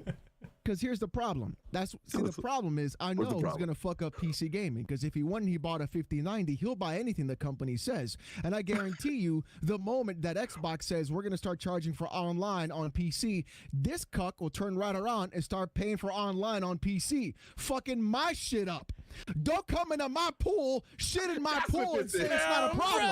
Bro, this is some sanctimonious bullshit. So you're concerned about the ballers like him coming in here, big meat on the table energy, buy out the bar. He bought the bar, and you like, damn, this gonna encourage everybody else to have this bar, buy out the bar behavior. Is that what the core of this is, Alex? Listen, I'll tell you this. I do just fine for myself. I don't have to show off to people to explain how much I can ball, motherfucker. You kill it out here. I see you outside. Big dick, don't talk about how big their dick is. But you pocket watch Bear, bruv, like an jealous ex-girlfriend, bruv. I would say you are giving a little pocket watch energy though. Yeah, badly, bruv. He was so vexed. You know whose pocket I'm watching? Mine, because I don't want to spend any extra money. This guy chats so much shit. He chats so much shit that when he uses the toilet, he just leans forward and opens his mouth, bruv. That's how he uses the toilet, bruv. We got to check that out. Wait, weren't you the same one guy sucking off Phil Spencer all those years ago? Bro, Then you turn right around, you start being a PC guy. Alex, aren't you the guy who pretends to be a PC guy but he pull defends up all the Xbox? videos about Everyone knows you. Phil Spencer's name. Everyone knows you secretly love Talk Xbox, about bro. gaped assholes. You love Xbox more than you defend Xbox more than I do now, bro. What's going on with that, bro? Let's talk about that. He said, Alex, he I said, you defend know Xbox channel? more. Yeah, bro. This guy there, chat. He is a secret Xbox fan. That little picture there, he can't even turn his camera on because his PC can't even handle Why you the gonna blow him up freaking. like that? Wait, is your PC? Why can't your PC No, handle your camera, bro? I just got done mowing the lawn and I'm naked. Oh, bro, right man, now, so I'm not gonna excuses, get on. blood. You ain't gonna let the pepperonis loose? What's up? More beefies here. You gonna let them loose? I just took a shower. Listen, let's get Talk some beefs in about the my chat. white Let's get balance, some man. beefs in the Man, chat. you got We his gonna run the freaking numbers camera up on. on OnlyFans? Get some beefs in the chat, man. Put some beef in the chat, man. Sticks in the chat. No lie. Sticks in the chat. Oh, by the way, speaking of which, yo, Like play. shit, Just don't laugh, don't pause. Iron Meat is fire. Did y'all play this game? It's out. It's on I think it's on Steam. Iron New Meat? update. Yeah, it's a Contra joint. It's crazy. Oh, yo, you gotta see. It's a small little studio. I call it Retroware. It's like you could tell they were inspired by old I school saw it on Contra. wish list. Oh, bro, it's the developer gave us the codes just now on Steam. Bro, it's sick. Which one Y'all called? gotta try this. Yeah, it's called Iron Meat. Is the name of the game. Oh my god, is that why? Because Because Alex came in here just because he it's loves Lord the Beefy meat. approved. My boy Alex in here. Go get that Iron Meat, y'all. It's on PC. That's how I'm gonna bridge the gap between both of y'all. I want both of y'all to play it. Two players. Because it's Iron Lord's podcast and it's me course. and you beef. Is that? And I'm you like beef. It's a podcast? Is that what's perfect. going on? It's a perfect marriage. God damn. Here's the problem, right? Here's what we know is gonna happen. This go. boy's gonna Oh, go here out. we go. He's gonna buy whatever 6090 comes out, right? Then whatever 6090. 70. I'm buying the 769 day one. 69. Day one. I'm gonna buy it day one. You see? I'm gonna buy day And one every just time to they're spite gonna you, keep bro. raising the price. I'll Here's the problem. pay double Because the dudes price. like him. Mhm. What did you see what the 5060 did? Do you What even did- know about the 5060? What did it do? What are these peasant issues? What did the 5060 do to you? Bro, it's got 8 fucking gigs. Oh, 8 bro. gig. Yeah, you're 8 blaming gigs of AMD VRAM. for following At Nvidia. $299. So yeah, so AMD's following the same thing. That's The their problem, bro. 5060 is an The Nvidia card, I What are know, you but talking AMD about? you literally tweeted that you said AMD are now following Nvidia because they're following the 5060 that has 8 gig RAM. Now, Is it not true? bro, do you not know that they're cousins? Bro, I don't give a shit In if real they're my life? brother or sister, bro. You are They're ripping literally AMD. cousins. You literally tweeted. You were just saying that, oh, now AMD can't even do anything right. Did you not tweet that? They've never done anything right. Did you see my video when I said I switched to AMD? So Nvidia's retarded I have to buy the basic card that you bought. I have to. I didn't say basic. It's not even that. What I'm telling you is, when What's he you gotta jump do? into PC gaming, the entire process is not to overspend for nothing in the beginning, because you don't even know why you want a PC game. Why All you why want is to it do so is have hard? flashy graphics. I want to have the best of everything. Why does that hurt you so much, bro? And there it is. Do you know what that is? That is a console peasant mentality. No, that is someone All who you wants. care about is, I want the graphics to go Listen, to ultra. Alex, are you not a 60 self? FPS. You have been a self-professed cheapskate. You said that yourself. You are right. 100%. Exactly. So this is who we're talking to. cheap. I'm the opposite. I'm the opposite. And bro. I told you not to buy a super expensive card, and I'd even say to buy the cheapest card. Oh, The that's best what this card is, right okay. now, priced to performance, Talk to is me, a it's what? $700 9070 XT. It gives you the best rasterization and the best ray tracing right now for the price. So you wanted him to make that what you did informed was person. you Okay. overspent, and he does not know about the diminishing returns of PC gaming. Just because you spend a got lot you. of money doesn't mean you get the performance that you spent. I That's know the that. problem. I acknowledge the diminishing returns of the Then you 5090. still spent the money, you Because I dumbass! still wanted the best of the best. Because You see the just wanted to desire flex on there. people on You want the Twitter. Because I wanna- want Just my admit shit. it. I want the sickest stuff. I want the dankest. I bought the sickest Mobo because I wanted it. I wanted the extra Money RAM even though I talk, don't money need it. talk. So why you worried, bro? This guy. I bought the sickest It- mobile because I wanted it. Because I wanted the power, bro. I want the same, bro. Who answered this? Who does more on After Effects? that's than bullshit. You even talk right there. overclock your CPU. No, I don't need to, bro. No, shut up! You bought nothing for nothing, you dummy. You Oh, bro, stupid. I literally. Why? I You have don't even to. know you're running that shit. You're Alex, I'm running getting it the sense you stock don't- and you bought you don't like the homie over here in this you space. dumbass. I'm getting the sense you ain't Oh my appreciating the homie over there. He on your block now. Y'all supposed to embrace. He's in your hood now. But I'm getting the sense you're No, not no, feeling send him him moving back. over. Send it back. This racist who wants You me to just go back to wanna ball out Pakistan, till bro. you fall out, Alex. Send it back. Send it You back. felt you spent too much. No, that's it. No, I'm getting Trump. Send me back We're to getting him Pakistan, out bro. of here, boy. I'm getting ice. Damn, you gonna get ice. Pack your bags. He got to get a real ID. He got to do. Damn.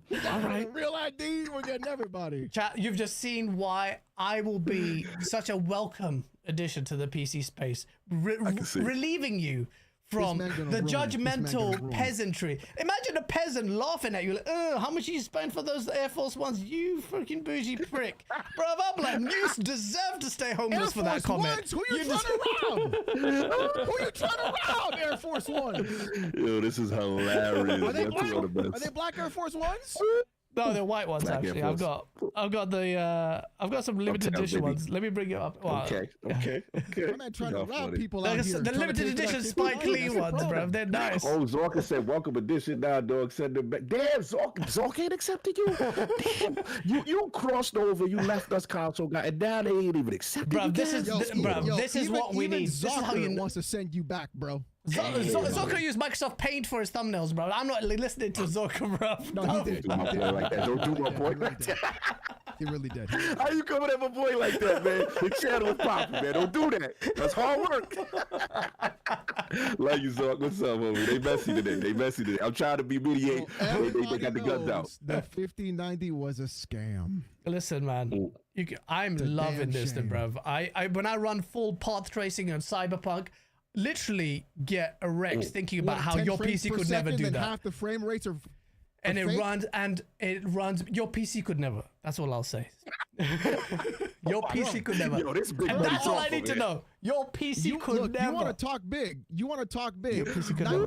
dude, 33% of your frames are fake. And 100% of my PC's power shits on yours, bruv. What do you want me to say, bruv? So, I don't care how Alex, much power you You're got. crying about efficiency. Frame Wah, rate is this- fake. Yeah, but you out here with, How he you got the barking? fake wings. Yeah, he bro. got the synthol in the arm. What we doing? Fake Yeah. frames. He's injecting himself in He got synthol. the synthol. He ain't- Oh man, them gains ain't loyal. My man, Damn. synthol. Hey, yo, he went to Brazil, got that synthol straight up. Don't do that. Huh? You know what I'm talking about. I know exactly what you're talking about. Yo, you stupid. Hey, man. Synthol. No, those chicks You looking. going in too much. You going in too No, much. Cog knows about the dudes in Brazil that inject synthol oil into their fucking body. And they try to feel Exactly. like they got big muscles. That's you guys. Out here with them AI frames. Damn. Oh man. AI frames, man. See, Oh, that's why man. you gotta be like me, like Ronnie Coleman, baby. That's the problem. Old school, baby. Everybody want to be Lightweight. a PC gamer, but nobody want to be able to go ahead and actually buy the right Yeah, parts. look at That's the Ronnie problem. Coleman now. He Bars. can't even take a shit without aid, bruv. He's gone, bruv. He can't even stand up straight, bruv. That's you, bruv. In your banana suits, flexing so hard. Bruv, have you seen Ronnie Coleman, bruv? Put respect on the legend, guys. Come on. I know. I have bad respect for him, but it was a bad analogy from him. You're crossing the line. You're crossing the line. I'm crossing the This is line. the most Bring it. greatest random You know how segment to ever. joke. Hey, I'm calling ice. I'm calling ice. You are, again, you're getting out of here. You're deported. Goodbye. I'm coming, bruv. Although I don't know if the US will let me in there, bruv. I'm gonna get Munley to draw Trump as a PC gamer, deporting you from PC gaming. That's what I'm gonna do. Why can't your PC do it? You're out of here. You're out of here. Get out of here. Oh, so bad. Bro, this guy bought it. Bro, you're the worst example of, bro, I'm I the swear best to God, you're example. gonna be like $80 I'm games the on best PC. thing that That's happened to PC fine. gaming. I I'm the love that best thing shit. that happened to PC gaming. You have no real, bro. I'm loving it, bro. This is how my joy causes so much pain to you, and it's amazing, bro. I'm running Cyberpunk. And I'm like, oh It's shit. not even that. It's Bro, not even that. You can never run like this shit like I do. It's just like mad. I'm like, bruv, this guy Bro, makes PC content. Bro, here's and he what can't you do do. it. Here, let me tell you what you did. I'm gonna tell you what you did. You got the mod for path tracing. You put it on Cyberpunk. You played that bitch for half an hour. Then you said, "Oh, that looks great." Then you closed that bitch. No, I'm still, bro. I'm gonna do Don't lie. I'm doing a whole. I've completed the game. I've Don't done the lie. DLC, and I'm still playing it, bro. I'm still talking to people on Twitter right now. We're walking talking to get that whole thing. I'm helping them do the same settings. We're sharing settings. Everybody does the same shit. So what? Wow, it looks great, and they So what? shut the bitch down right I've after. already 'cause they completed the nothing to game, play. and I'm still playing it Don't again. come A brand in new. here- Why are you crying, bro? Bro, because one path tracing would absolutely cause your shitty PC to implode. You're having a freaking cry over here. You can't do it, bro. Yeah, man. Do you even know what I have? Brother, forget your 1970 XT. It's bullshit, bro. Is it weaker than mine? Yes or no? It is, isn't it? That's all I care about. Y'all measuring again. I see what y'all doing. Yeah, I'm measuring, bro. And mine's like this on the table, and he's coming out here with this little. It's about how much money he spent. He loves it. He loves it. Bro, don't hate the player, hate the game, I bro. spent all this money. Don't hate the player. I can't wait because you know what's gonna happen. What's gonna happen? Here's what you're gonna do. I'm telling you right now. What am I do? The second Xbox puts out another console, you're gonna we gonna be coming right back to Philly. No chance. Oh, he's No chance. No chance. Right back. No chance. Wait, hold on, guys. That's a good question, though, guys. Let's say Xbox's hardware, they go all out on performance. Doesn't matter. The next year, you coming back home? What's up? Nah, bro, but it could be an additive console, but it's no way, shape, or form going to be the Why would you have primary. an Xbox console when you have a PC? Only because Steam OS integration. Exactly, that's what he's alluding to. The only reason I would have an Xbox console is if it has Steam and becomes another device to extend my Steam library onto the question TV. To you. That's already your PC. Why would you buy that in the first place? Fraud. What are you talking about? It's not my living room, bruv. That's what I'm talking about. Your console's different, bruv. It's not in my living room, right? Bruv, my PC is, it's perfect. And I'm going to take my... It's not in my... You hear this? Why? What was wrong with what I just said? You don't know nothing. You don't know nothing. Well, explain to chat what was wrong with having a console on your PC. But you just because your living room, bruv, your living room is probably send me a picture of your living room, bruv. It's gonna look like the Axeman's living room. It looks like he lives in his grandma's house. We living room shaming now? I have a 6-year-old that's full of Legos, so it's not. It is it's a kid's living room. Fair enough. Shout out Bruv, to the kid's living room. Shout out to the little kid, bruv. Your PC is made out of Lego as well, but it's all good. I have an LG CX 65-inch TV. That's what. Oh, we in the same pocket. What I do is, okay. You see, what I do is, unlike Gaz, instead of buying a console, you just have a Steam Deck and you stream a PC game to your Steam Deck and you play it in your living room. You're not a PC gamer, Gaz. I've got a Steam Deck as well, bruv. Listen, why you don't get to gatekeep who is a PC gamer or not, bruv? Especially when your settings are even remotely close to me, bruv. Go play Path of Exile. Look at your talent trees, blood. This ain't the one, bruv. You couldn't even name one Quake 3 map, bruv. Talk to me about Counter-Strike. Last 10 minutes in Path of Exile. Bruv, I played Halo with you, bruv. Your KD was so negative, I thought went back in time, bruv. Don't even chat it to me. I just played that POA. Hey, if you want a one-on-one in Counter-Strike any day of the week, I'll pull up. Extraction game. Bruv, I'll do it, bruv. Give me time. I'll go back and play it. I will take that challenge because I know for a fact. What, bruv? I haven't played Counter-Strike in over a year. I haven't played it in time, bruv. Okay, you know what? I'll take it. You got super chat. Oh, Lao Shimizaki, thank you so much for 1,000 years from Japan, bruv. Good morning. Smells like fresh Alex barbecue over here. Yeah, bruv. He's getting his nuts are getting roasted over his shitty PC. That's probably his fans working overtime because of the camera he can't turn on. I'm about to roast these balls over that fucking nose of yours. I tell you what. I can smell your bullshit from here, bro. I'm gonna get canceled. Car gonna lose every sponsor. I'm gonna get canceled on Twitter. Let's go.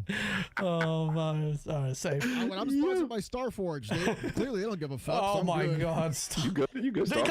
How are you gonna bring Starforge up and talk about smoke? A pre-built, we be a pre-built company. You literally hear talking about Starforge, sponsored by them, is disgusting. It's like me being sponsored by Israel and they're talking about shit, bro. No chance, bro. You cannot be talking about pre-builds and talk about PC gaming with me, lad. Are you dumb, bro? Let that man get his bag. Are you dumb, lad? You cannot be talking about your pre-built Starforge. Do you know why I picked Starforge? Explain how you rationalize your shitty pre-build company that's sponsoring your ass and then having a go at me for building my PC, bro. Go tell me, bro. I want to hear it. Unlike other pre-built companies like NZXT, whose PCs catch fire. I have to stay quiet on this. Oh my days, bro. He's reading the brochure right now. What the flip is going on here, bro? And NZXT. This cuck is the Starforge. Oh my god. Hold on. And NZXT who went ahead and sold you a PC rental company, a PC rental program, and then we're scamming you in that program while having that PC catch fire. Starforge is one of the best AI assembly companies for PC gaming. Ladies and gentlemen, this guy is propagating pre-builds and talking about the PC master race. I cannot make this up. And he costed me for building. Have you seen a Starforge pre-build? Bruv, I know for a fact because you were trying to sell it onto me to get your freaking discount, blood. I'm not paying. Remember? Hey, man, hey, pay me. Hey, if you want to spend the money on a 5090, what's the code to use? What's the affiliate code? All right? If you want to spend the money on a 5090, put some money in my pocket. That's the only way it's going to be good for you. Bruv, listen to me, man. I am loving Then I'll this. accept it. I ain't pocket watching nobody. Affiliate code. Hey, get that bread. Do what you gotta do. Exactly, Yeah, bruv. give me the money. give me the $3,000. I'll take it.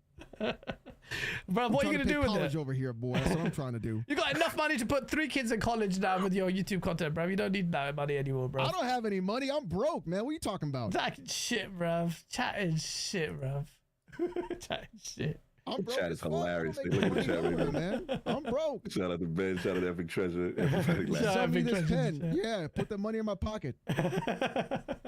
Cog's affiliate code is banana. Yeah, true. Now beef. You gotta give me beef. Oh Yeah, yeah, yeah, shout yeah. out to Shabs because I went from a Cold Voodoo beef. card to an ATI Cold card to a 1080 Ti to 3080 to 5080 PC boss rates for life. Shabs, shout out to you, man. This is why Shabs is a homie, bruv. He understands it, bruv. Shout out, salute Shab with your 5080. Why did you get a 5090? I think you should upgrade to that. And when the 6090 comes out, I'll be there with you. We will upgrade together, bruv. No remorse, no Bro, surrender, bruv. Have you seen the kind of frame rate you get on Black Myth Wukong with a 5090 without frame generation? I actually just installed it, so I'm gonna try it out. Let's see. Right. So when you play it, okay. Yeah. When you boot, I want you to go on stream, okay. Okay. Stream it live, and then I want you to go to 5090, put it in 4K native, Mm. and then turn off frame generation and DLSS, and you tell me what frame rate you get. So you want me to turn off the options that the card has because your card doesn't have that. No. Listen to me. You spent $3,000, right? Yes, for a card that does frame gen. Yes. That GPU should perform like a $3,000 GPU, should it not? Well, I acknowledge that they had diminishing returns, like I've said, but it still gives me the option to have frame gen on. Hold on. And that GPU should not have to rely on fake frame AI generated frame rates to give you the money that you spent on that card, should it not? Well, that's what according to you, but your PC can't even probably run it at 3 frames, bro. Why are you talking about frame gen with me, bro? How's your PC running? What I'm talking about my PC. I'm talking about your PC. Yeah, but my PC runs your GPU. Look, there's I'm no talking better about what GPU you on the spent. market. I have the most powerful consumer grade GPU, bruv. Bruv, every time you say my name, you need to first kiss my feet and talk about my PC, bruv. Yeah, he went to this. He tried to subjugate you, Alex. Damn. My man crazy. doesn't know that he spent $3,000 for 25 FPS in Black Myth Wukong at 4K. How much? What frames you getting? Yeah, I get like 80 to 85 whenever I'm playing on my fucking GPU. So But I you- play you- 1440p, not like a sucker. And I don't use frame generation, so I'm good. What monitor you got, bruv? It's a flex contest now. Fuck, Here we I go. don't even know, dude. Let me Yeah, of see. course, bruv. You got it from a car boot sale, man. Why are you chatting shit to me, bruv? I just got my, don't do him like that. I got my 4K OLED freaking. My monitor is so new, bruv. I had to pre-order that thing, bruv. It came 2 days ago, bruv. I'm looking at OLED, bruv. I'm running at let me OLED, see. bruv. It's beautiful You get the HDR. curve? What we doing? Not the curve. I actually got the. Again, you're literally the guy who just overspends to do the same thing I do. You just want to brag about spending. Ooh, oh, so actually, the way you looking at it, like he just spent all his bread, but when we race head to head, he ain't really doing nothing. Bruv, That's what we. Nothing. They're not That's even what we head to doing. head, bruv. It's like a different, but it's like Nintendo Switch doing versus PC nothing. gaming, bruv. It's like I'm listening. Imagine a homeless guy just sitting there throwing bread at you, bruv. It's like, you piece of shit, bruv. I'm like, all right, safe. I'm gonna just take it. I would just take this homeless man just bare chucking food at me. Like, oh yeah, you're bougie. Why did you buy those have. Giuseppes? I bought those Giuseppes because I wanted to buy those Giuseppes, bruv. That's who you're dealing with, bruv. Yeah, I spent 500 quid on shoes, I blood, have because I a- can, bruv. I spent Levels to 100 that wallet. pounds. I paid 100 quid for a white T-shirt because it had a Giuseppe logo on it. Why? Because I could, bruv. I am helping. you're a This is sucker, flex. that's This is major. I don't think I'm qualified to be in this room. It's too much flexing going on right now. Bro, I have an LG. let me not, I'm not over exaggerating 27 my GL850. I'm not well, I'm just terrible with my money, but it doesn't matter. I can See, still. that's what Alex is trying to help you. He's just like, yo, bro. He's like, I understand you balling hard. You know what I'm saying? You can do that, but we want you to be efficient with your balling. Yeah, no, bruv, listen. You can spend all your life being efficient all that. You can't take that shit to the grave, into the bruv. next Habibi Enjoy DSP. I'm gonna tell you that right now. Begging for tips, trying to pay for that next GPU. I have never, ever begged for anything on my YouTube channel, but any money I get from $1, you guys got a tip. You guys got a tip. I will Habibi never so in a trillion. GPU. I'm not the cheap guy here, bruv. I'm not the cheap guy. I'm the one who goes out of their way to edit their videos extra for YouTube for a tiny channel, bruv, because I have pride in it. I will never in a million years beg edit chat. Extra. Shut up. Get the fuck, bruv. Who, bruv? Listen, just because you have a green screen and dressed like a banana, you never use your GPU, bruv. That's what I'm saying. I bought this, bruv. My 5090 is already getting taxed, by the way. You know that the shit that I'm trying to do on my PC with a Premiere Pro and After Effects is getting murked. Even my 5090, bruv. Because that's kind of shit. Premiere Pro and After Effects don't even work half the time. Why are you using that? Bro, now he's gonna. I can't even use the editing suites now. I gotta use freaking some. I can't even use a damn software. Bro, He got a problem. I gotta use Windows Movie Maker. Oh, all the effects that I do, and he hasn't uploaded a video in 4 fucking weeks. Because it takes time, bro. It takes time.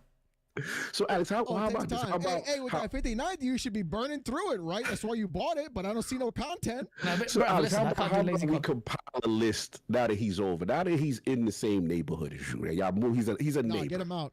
No, he's bringing my You property gotta value accept down. you out here with the picket fence. You try to do the secluded neighborhood. But now that he's your neighbor, right? Why don't we give him a curated list of things to do? I was gonna make a really bad joke, but it would have really insulted you actually, Cog, if I made that I know where you joke. go. I know exactly where you go. There's a certain demographic that moved into your area. Hey man, hey listen. You feel it's unsavory. I wish I could have done that the whole time. Oh, shit. So give him a curated list of I'm things glad he can we're do. all friends here. I'll tell you that right now. We can joke like this. Give him a curated list, this unsavory friend, so that you can feel comfortable of him being in your neighborhood. Listen, I'm gonna tell you what. I don't like the fact that every Thursday night I gotta smell what this guy's cooking in my next door. You know what I'm saying? He out there cooking them AI generated frames. And you don't like the way that AI-generated frames. I'm gonna lord it My man over out your here trying to head pretend like- all time, bruv. I'm gonna be the bane of your existence in the PC space. I'm gonna be everything you hate about PC, bruv. He tried to keep the purity of the neighborhood gas. You don't understand. Purity, He tried bruv. I ain't not getting no speeches Hey, man, from a piece listen, of fruit, everybody here bruv. pays their HOA, not you. So get in there, start paying your HOA. Yo, y'all stupid. Y'all are ridiculous. Only old dudes like me and Con get All that. those we get it. Yeah, all those we get it. That's a fact. Listen, you got too many cars parked in the street. You know what I'm saying? Like, I don't know what an HOA is. Facts. bringing my Oh property my value God. down. Yeah, you What don't I'm know gonna do with anything you about two? that. Fucking What I'm gonna do with you two? Hilarious. Oh, Alex, tell you what, this fucking guy. This is the money segment. Yeah, this is The the part money where we laugh segment, at for a guys fact. spending all that money for nothing. Man, what I up, can't- Captain Chats? What Zero up? regrets. Zero. In fact, it's the opposite. It's pride, bruv. Pride. I'm gonna keep doing it as well. Got a couple super chats. Oh shit! Sorry, chat. Hey man, you know what's funny? It's the same thing that Persona and Jay Bari did when they bought their PCs during the pandemic. They spent like $3,000 on 3080s and shit, and they shoved them bitches in the goddamn closet and never touched them bitches again. I spent the rest of the time just bitching about Boy, PC. them boys are right back to consoles. Oh, PS5 Pro. That's not gonna be me, bruv. I say, yo, what are y'all doing over here, boy? You gotta accept them, Alex. Come on, man. You gotta help. No, you gotta man, give. get the You gotta fuck show outta them how here, I'll tell you what. right. That's Bro. all.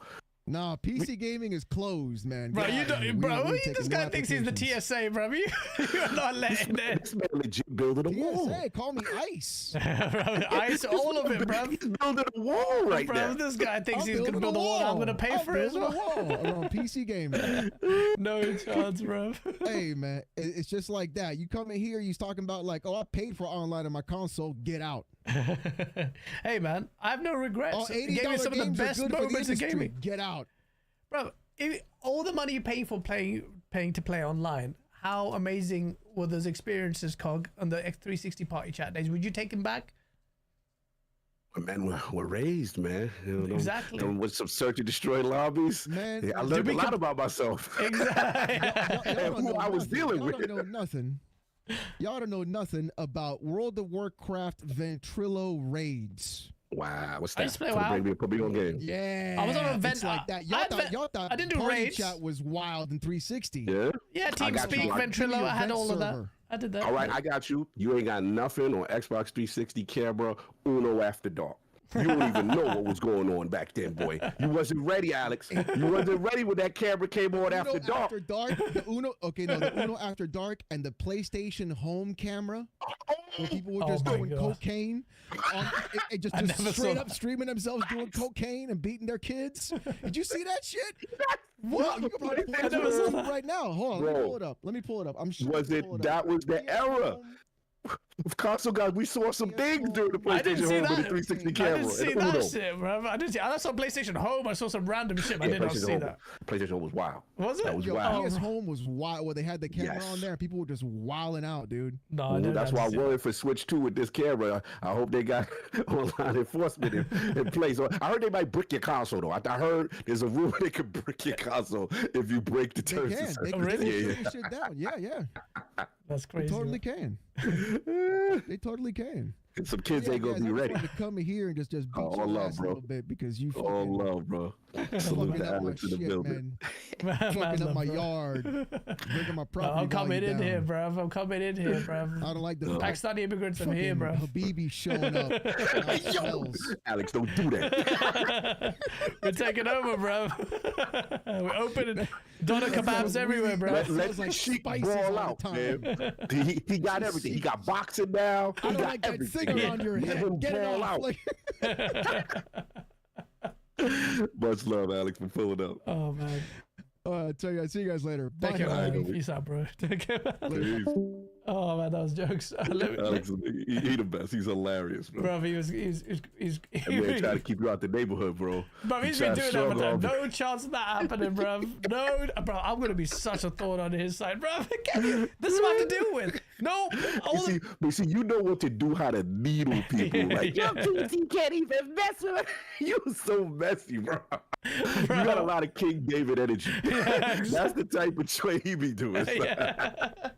Bro, that's your flex game is crazy. I ain't gonna hold you. Bro, King David goes, bro, he's got, bro, more in freaking statues than he's got people having house value, bro. That's where do you think I get it from? That's why I'm Joe with him, man. I get it. Y'all got that. Y'all can't talk to me energy until you step your game up. I already know what type of time you want. It was a flex. I ain't mad at you. I get it. But he trying to show you how to ball right. That's all. Bro, if anyone's gonna put, I know exactly. It's like efficiency or 33%. Bro, this stuff gets my dick soft so rawly. I'm like, bro, what are you talking about, bro? What do you mean? Efficiency. But at least you own it. If you own it, it's about the flex. I gotta give you that. 100%. 100%. If someone asks me why you spend $500 on Giuseppe's, it's like, because I can, bro. I wanted to. Why? I just wanted to feel good about it. Sometimes it makes you feel good. You get a bit of retail therapy. It's nice, bro. But he worried because he this is what he worried about. I do feel his part of, because now we just talked about, right?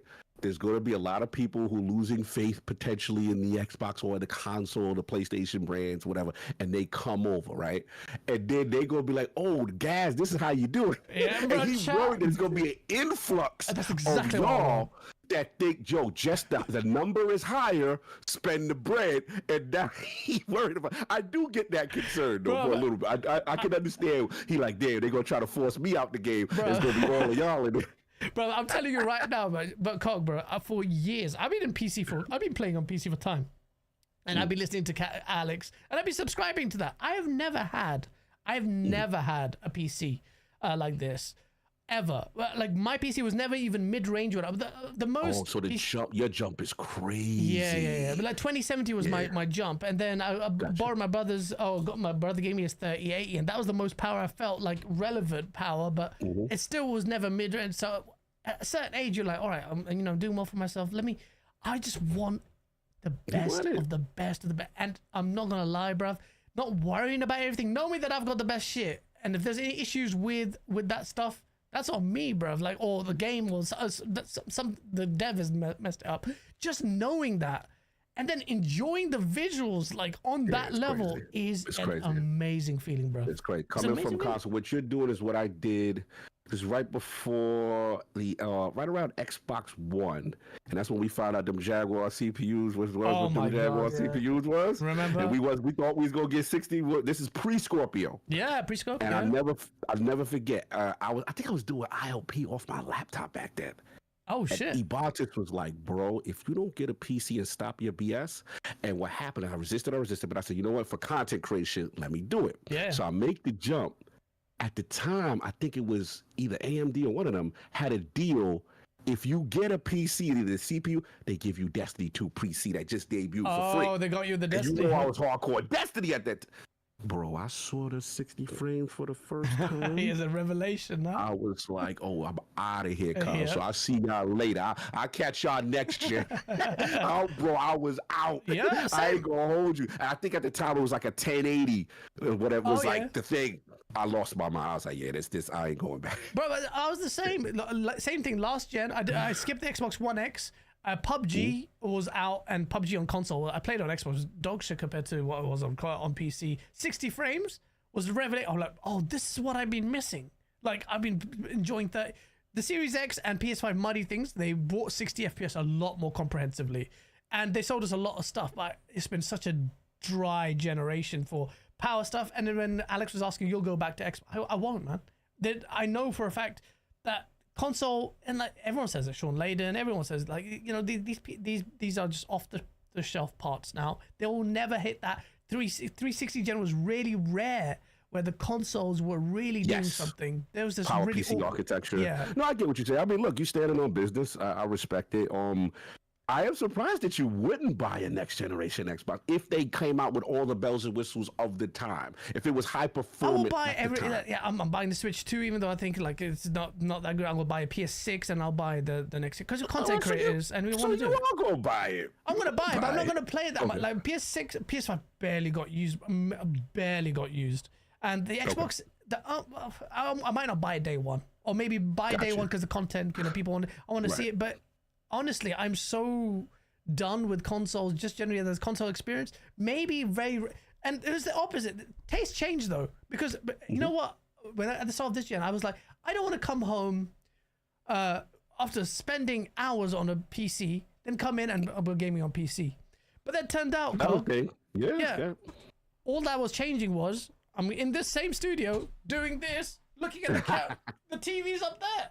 I'm uncomfortable, and I want to stream a lot because I really enjoy streaming. So I can't do that. And so I've spent all this money just basically trying to get myself up to a point where the content creation is a very serious thing. Like I know it's unique to content creators.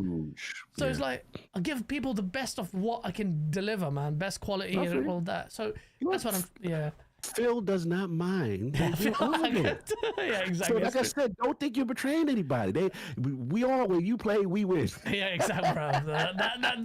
Phil doesn't care about wherever we spend. That's what I'm saying, bro. They don't give a shit. So they literally don't care. Like they literally raised the price of the console and said, "What? What's up? Yeah, exactly. You leaving? Yeah. You leaving?" Yeah, exactly. It's like they that's what's to me the biggest indicative of, you know, they are so ripping the Band-Aid off. They do not care about the film. They're letting PlayStation announce the games. Like it's a whole new timeline right now. So they really don't care. They're like, yo, go over there. Great. Yeah. We're gonna still get that money from you anyway. Absolutely, bro. 100%. And we're just gonna quickly go into this. I mean, I won't keep you up too long because we got the big event that actually the Xbox Showcase event. Yes, but let me quickly catch up with these super chats. Just James, thank you for the 5. Goes, wow, what an amazing chat listening to Gaz and Alex and Kong. I'm now horny. Great banter, lads. Keep it up with the banana emojis. That was dope. Shout out to Just James. I get clothes from Primark, fam. Shabs, we all do, bruv. Primark's actually sick, bruv. Don't get the idea I'm like super bougie, bruv, or that I'm loaded, bruv. It's not. But sometimes you want to flex. Flexing, bro. Yeah, you want to flex. Yeah, sometimes you want to flex. It's nice to flex, bruv. Yeah, sometimes it's like, we work hard to spoil it. Bro, at the same time, I'm driving a shitty Civic that looks rusted as hell, bro. What are we doing? Oh, you one of them dudes. Yeah. You got the hot whip, but you still got the projects? Yeah. I'm exactly. I'm the opposite. I respect you. I respect you, dude. It is what it is, bro. I could have bought a new car instead of bought a nice PC, bro. That's a nice deposit for a decent car, which I need. See, now you making Alex's argument now. Damn. It's just priorities, bro. And I have no regrets. Yeah, no regrets. I feel that. God over Sofa King. Thank you for the $2 super chat. Goes for the next GPU. Shout out to Sofa King funding my 6090 already, bro. Shout out. Just James with the £2 super chat. Alex, I'm from the UK. Please do early shows. I gotta sleep. Yeah, he does it in vampire times, bro, like 2 a.m. Gaz, your lens looks like it's got some of Cog's Nuru gel he's bringing to Tokyo smeared on it. What's with the seventh heaven effect? It's this light. Let me, where's the Canon camera? I think it might run out. Like it's smoked out over there. It look like you smoking crazy over there. Yeah. I ain't want to judge though. I was like, that's what he doing now these days in the sauce. Yeah, nah, I've got, that's got what the two sauce camera channel feeds. Yeah. Sorry, shout out to Blaze. Blaze, what up, bro? Yeah, good to see you, Blaze, man. Shout out to Blaze, man. Shout out to 200 plus people watching. Smash the like button. We're going to finally get into the thing that is interesting. You're flying out on Thursday, I believe. Yes. So, Cog, let me chat to you about this, bro. This is the sacrilegious levels of this is a madness to me. Xbox is, like you said, they don't care where you are. Like, they don't give a shit where you play, right? And for the longest time, and there's a picture of you that was very divisive with you, with the ex. King Thrash thought it was a conspiracy. Shout out to him. And he was like, "There's." I got paid big for that, yo. Come on, yeah, man. If you got paid per plate, you were balling, bro. Because I'm well funded. That didn't help them. Bro, it was bro. Apparently, and. The thing is, though, what I find laughable, bro, the moment. So just before they announced the showcase event, Phil Spencer very candidly says, "Yeah, we're gonna have all the logos appearing." So this showcase event is going to have PlayStation's logo front and center there, along with Xbox, and I presume Nintendo will now actually going to feature that because that's been missing for a while. But that will definitely come up. As soon as Xbox came fully third party, they just cancelled the fan fest. They said, we don't need you guys anymore. We don't need Risk It for a Biscuit sweating up this place, hugging him, forcing our smiles. We don't need this shit. We got a bigger fan base now with PlayStation. Why do we need fan base? They cancelled it to the point where you guys are now organizing yourselves out here. Like Hoggeats are organizing something. He's fronting up decent money, trying to organize things. And that's... I was only briefly a part of it with Gamescom, just incidentally because I happened to be there and Aaron Greenberg and everyone was there. But there was a vibe there. It was amazing. And I've been talking with you and King David about going there to LA. They cancelled E3, which was a sad moment.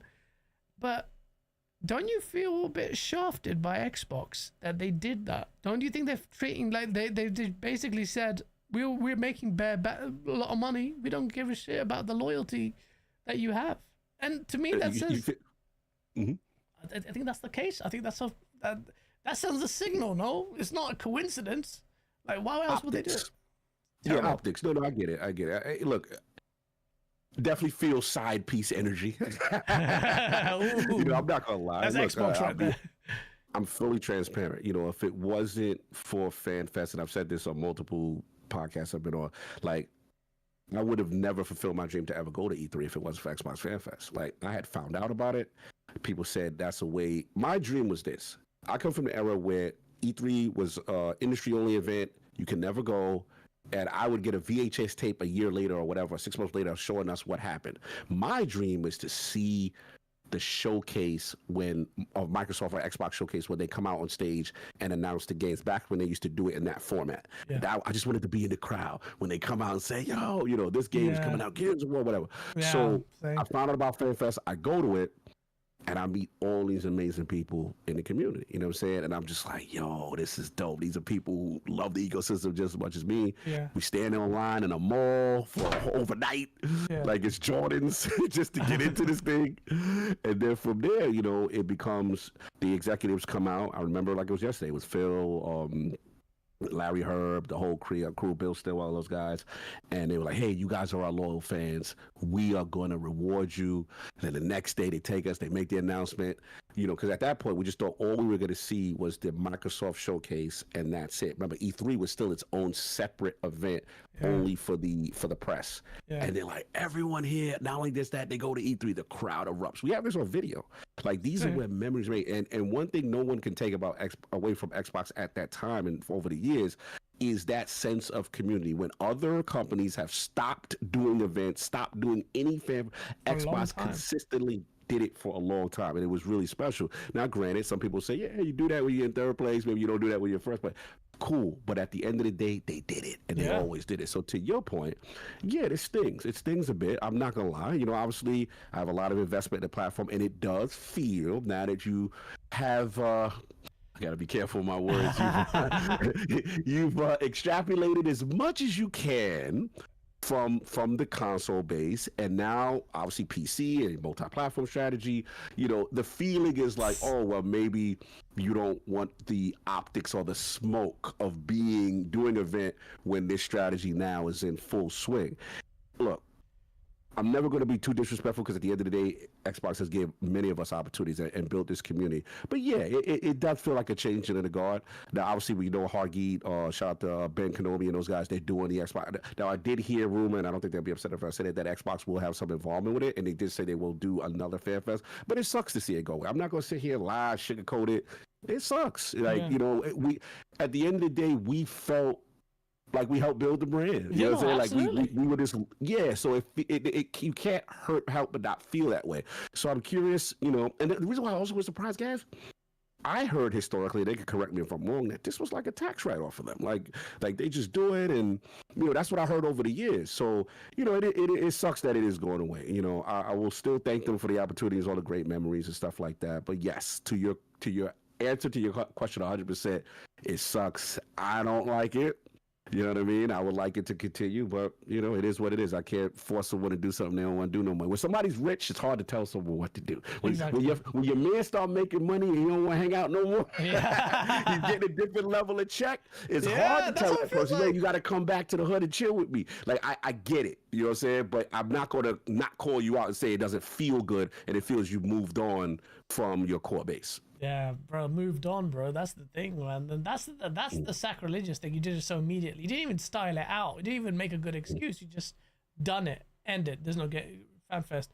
And I know for a fact that was a big catalyst towards making what the community is and making it them feel so way. Fonz went there for the first time last year.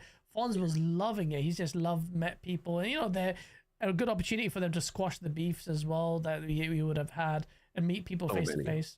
Yeah, and then that's. So I'm gonna get you and Risk in the room, and we're gonna do a peace treaty. We'll continue. Oh, good luck with that. But yeah, I can hope. I can dream. Martin Luther King. Continue. Yeah, you have more chance with Colin than you have with him. But good luck. Right, I respect. I respect the hustle, man. I respect the attempt. But yeah, man, like that's happening, and I feel like that's maybe a part of why there is this lack of, I wouldn't say there's lack of enthusiasm, because people are still excited. I think last year there was a lot of pressure, and Xbox had to really deliver. And Xbox delivered their best show, probably, arguably, ever. It was that or the 2018 one where they announced all those games. That just had so many megaton announcements. It was mental. Whereas now it's, you know what? It's funny. The conversation is now a lot. With the focus of all of this and the changing of the guard, there is a lot more focus on games. Just a natural side effect of what Xbox's strategy. It's all focused on games. Even when people say the console war is lost, but the PlayStation guys will look at with a laser sight on games that they don't say Doom or how is it selling. Why are you worried about it? Like, I thought the console was over. Why are you worried about the performance of Xbox games? Like, you're still warring, you're still beefing. And you're celebrating that you bought these games day one and pre-ordered them, and now you're rinsing it for lack of sales here and there. So you're still there. So it's quite funny. But now the conversation is still more about the quality of the games, and Xbox has so much to show. Literally, I'm not expecting any. Well, I'm not expecting any. I can't make up an unannounced game, but.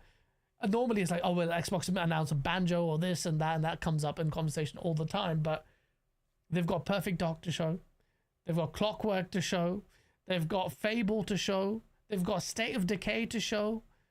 Did I mention Perfect Dark? I might have. But there's so many. Like, I can name so many games that they've shown off.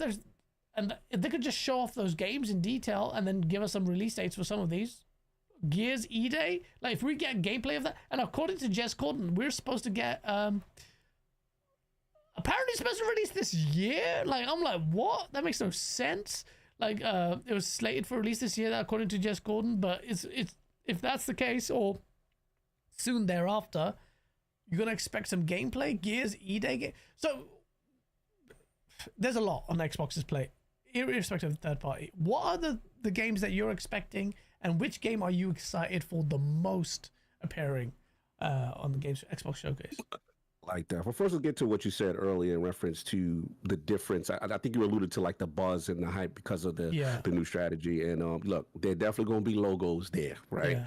Other logos, other platforms, and Switch will probably, in my opinion, is going to be the biggest because they have yet to, kind of experience that vision of the Project Latitude or whatever it's called. Yeah. So, we're going to see that. We have to admit, though, even though we struggle with it as old console enthusiasts, we have to admit this. Every Xbox show now is must-watch TV, so to speak, right? Because before, it was just only the Xbox enthusiasts. Now you have Nintendo guys, PlayStation guys, with the hope, could this come to my platform, right? Kind of thing. So that we have to admit, again, the bigger picture, they're going to do well. Now, as far as the games, all right, for me, I'm looking at every studio that to me has a question mark that we have not heard from. Like obviously, Double Fine. Oh yeah. What are you doing? You know what I'm saying? Like it's time. It's certain people. Rare. You've been quiet for a while. We know Sea of Thieves, but what's up? Is there never while something? I'm a huge In Exile fan. I think they're criminally underrated. They've been popping off on socials. We saw a little glimpse of Clockwork, but do we get more of it? I think for me, it's more about. They have so much, it's how to juggle it now.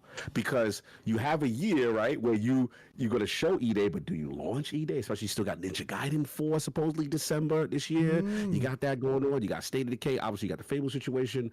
And then we keep forgetting, this is the home of Call of Duty. Oh, yeah. we just casually forget they got the biggest game in gaming that most likely is going to have. 2 years for, and we don't even mention it. We don't even mention it. Exactly. So it's an abundance of riches kind of energy and obviously out of world stuff like that. What I'm looking for is the studios that have been quiet. I want to know what's going on. I want to know from an Xbox global publishing if there's any kind of deals that they made there, any games that we haven't heard from, that we haven't seen in a while. I'm going to be honest. There's a part of me, I want to see Square's presence because I've been predicting this for damn 2 E3s. It better happen. Look, man, I need to see it, man. I need to see the announcement. You can't have Switch out here with Final Fantasy VII. I've been saying it's supposed to happen again. But I've been saying it's supposed to happen. It will happen. It has to happen next week. It has to, bro. It's happening. It's happening next week. Yeah, I think, listen, they got a ton of stuff. It's just going to be a matter of who's ready.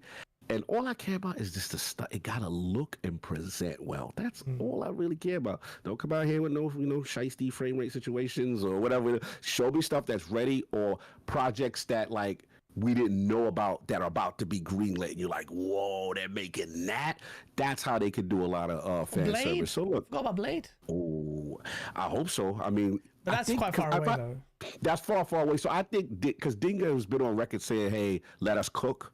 You know what I'm saying? After they made the initial announcement. So I would be surprised if we see that there. Yeah, but I still think there's a lot of stuff they can show, bro. And then we didn't even talk about third party and marketing. Remember last year, Expedition was shown on the Xbox stage, right? So what partnerships have they made as well? Stage? Expedition they were showing at the Xbox stage? Bro, I was sitting, me and King is in the theater. I'm looking at that game. I'm like, that looked like a Sony style exclusive that they were locked down and it would never come to Xbox. I'm like, they got that? What's that? And then they threw the Game Pass bag. I was like, oh, they literally, and to our point, Game Pass has a Game of the Year contender in the service. Bro. Like that's where it's at now. We're at the point with Game Pass, it's undeniable. It is peak. Like we thought back in the day when it was like, what was it?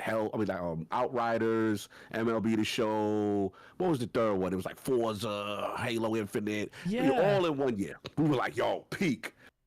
In 1 month, they literally had like Expedition 33, Oblivion, and then Doom right after, Vile before.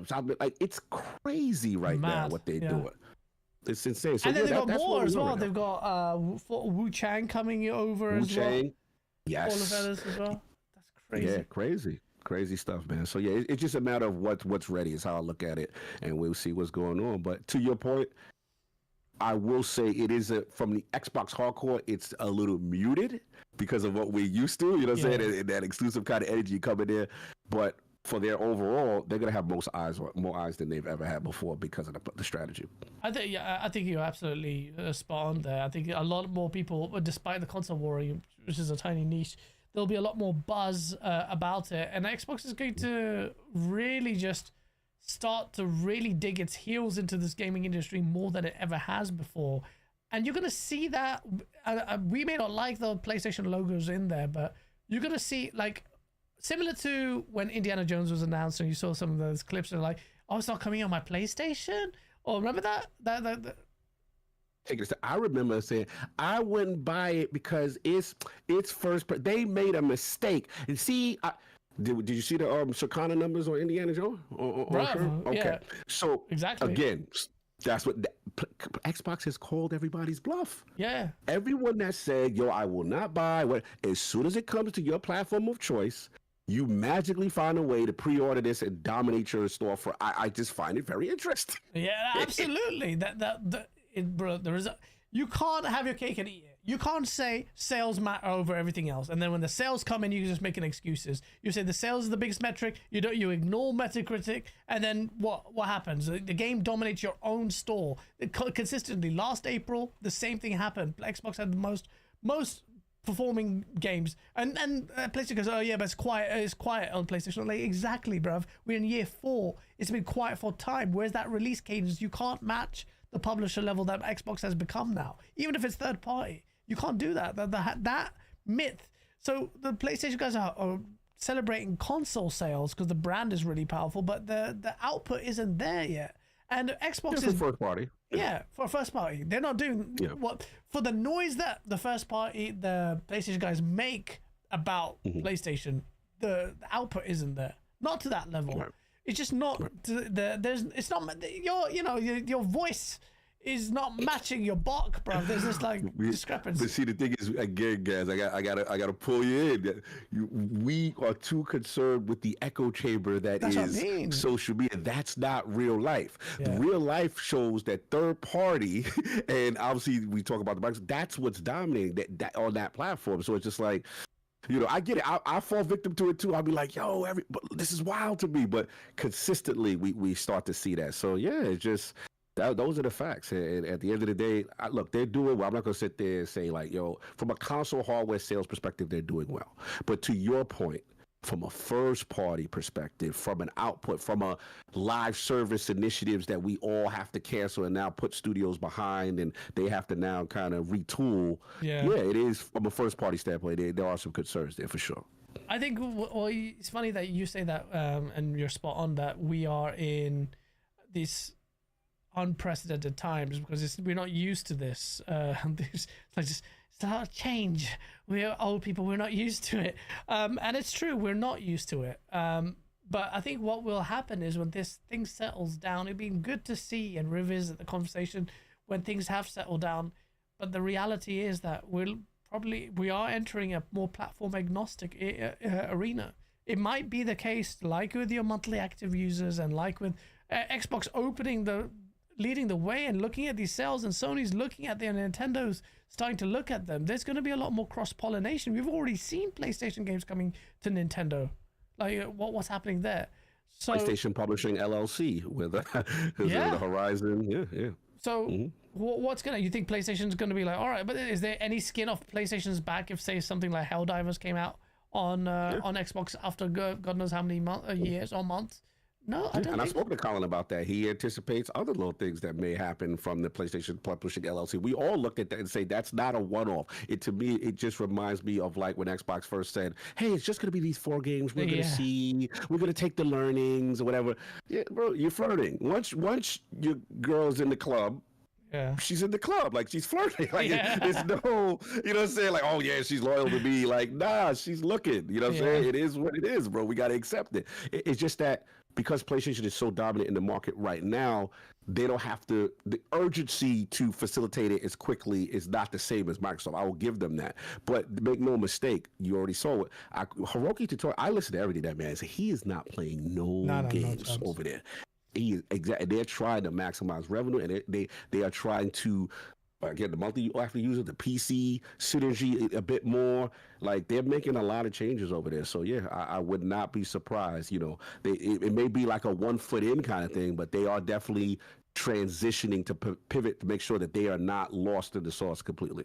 Absolutely, and that 1 foot forward might be something like multiplayer games. It's not just going to be one Bungie game. It could be another PlayStation first party studio that might decide to release on everything at the same time. It depends on what the type of game is. So you might start off with just multiplayer titles appearing everywhere. I'm like, all right, all gas games are coming on Xbox now. Even Xbox is tiny better than the Nintendo, and then the lines are going to get blurred. It won't be as broad as Xbox, because Xbox is just Xbox is just almost too big now to do that. It's just too big. And how do you? And I don't like it, so just make that very clear. But how, with Xbox's woes, how can you justify in a conversation when you sit in front of Satya Nadella with the investments that you've made, about 90 billion? If he's asking you, like, how do you justify it? You're like, oh, the brand will lose strength. It's like, but you've just told me the brand has gone up past a point of no return. You said you lost the worst gen to lose, and that there's no coming back. The metrics don't show that. We've stalled on Game Pass, on console, Game Pass subscribers. So explain to me how we can justify it, and how we can justify, after spending 90 billion or whatever in total, ZeniMax and ABK, that we don't go multiplayer.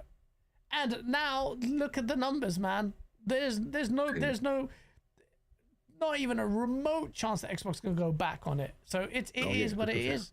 But 100%, brother. It's interesting how it's coming. We may not like it now, but I'm telling you, like, it's an interest. I find it very intriguing. I find it very interesting. This is an inflection point. We've never seen anything like this. Very intriguing to see this.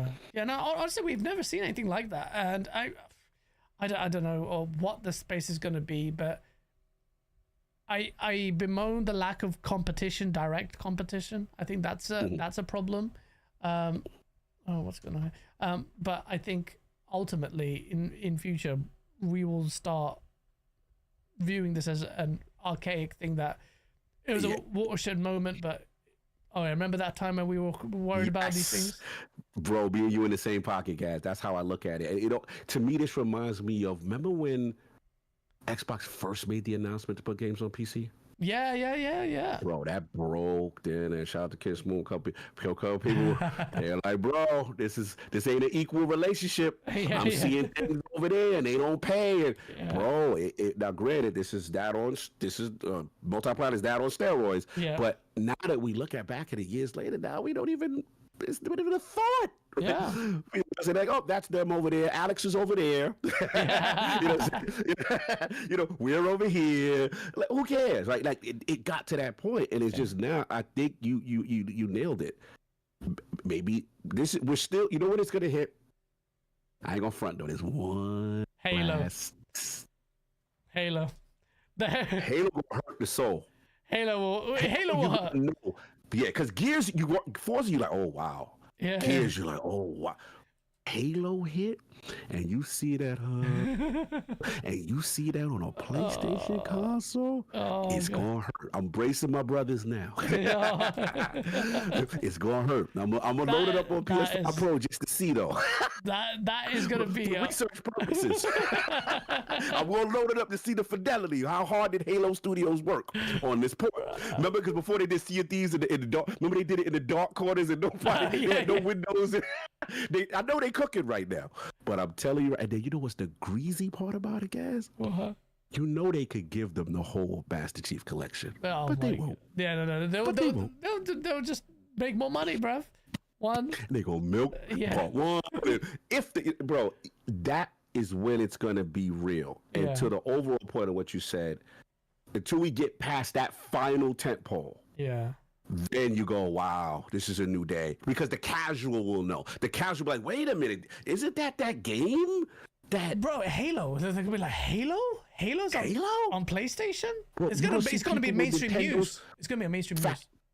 It's mainstream. You will see Nintendo Switches guys in a circle with Joy-Cons. Playing Halo. It's gonna break the net. Yeah, it's gonna break the net. That's what it's gonna come for. Now, once we get past that, I say 2026, 2027, we're gonna be like, wow, remember when that happened? Yeah. And it's just gonna be the new normal. Yeah. That's just how it's gonna be. And we're gonna be the old fogies reminiscing about back in the day how it used to be.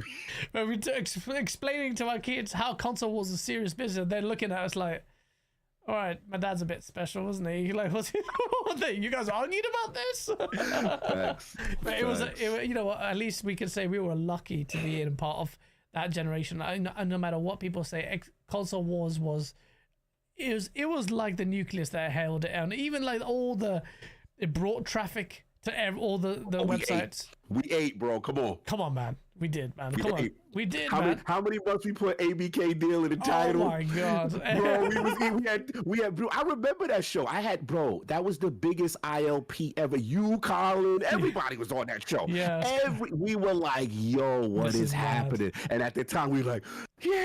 They're about to crush everybody. Yeah. Lo and behold, 2 years later. Oh man, how things change, bro. You gotta laugh, man. It was amazing, man. I would never change a thing, man. This generation has been not without its dramas, man. It's just so much better than last gen. Because, you know, if you follow the whole console warring thing, Xbox was just a bit...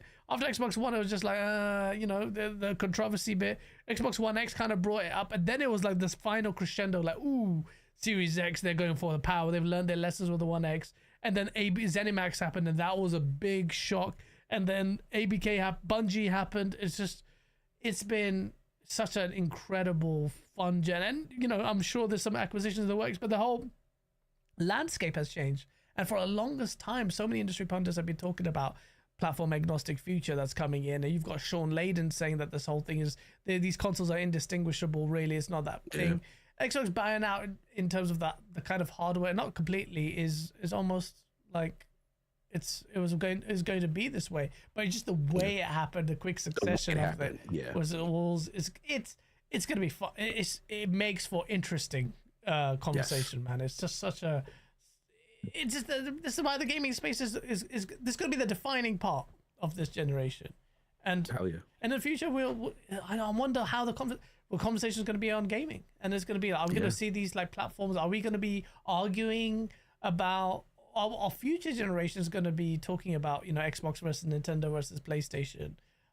Is something going to step up, or is that going to change, or is the conversation all going to be about? I don't know the answer. It may very well just be about the games, bro. You know, it might just ultimately come down to that. And that's probably a good thing. That's where it probably needed to be. No.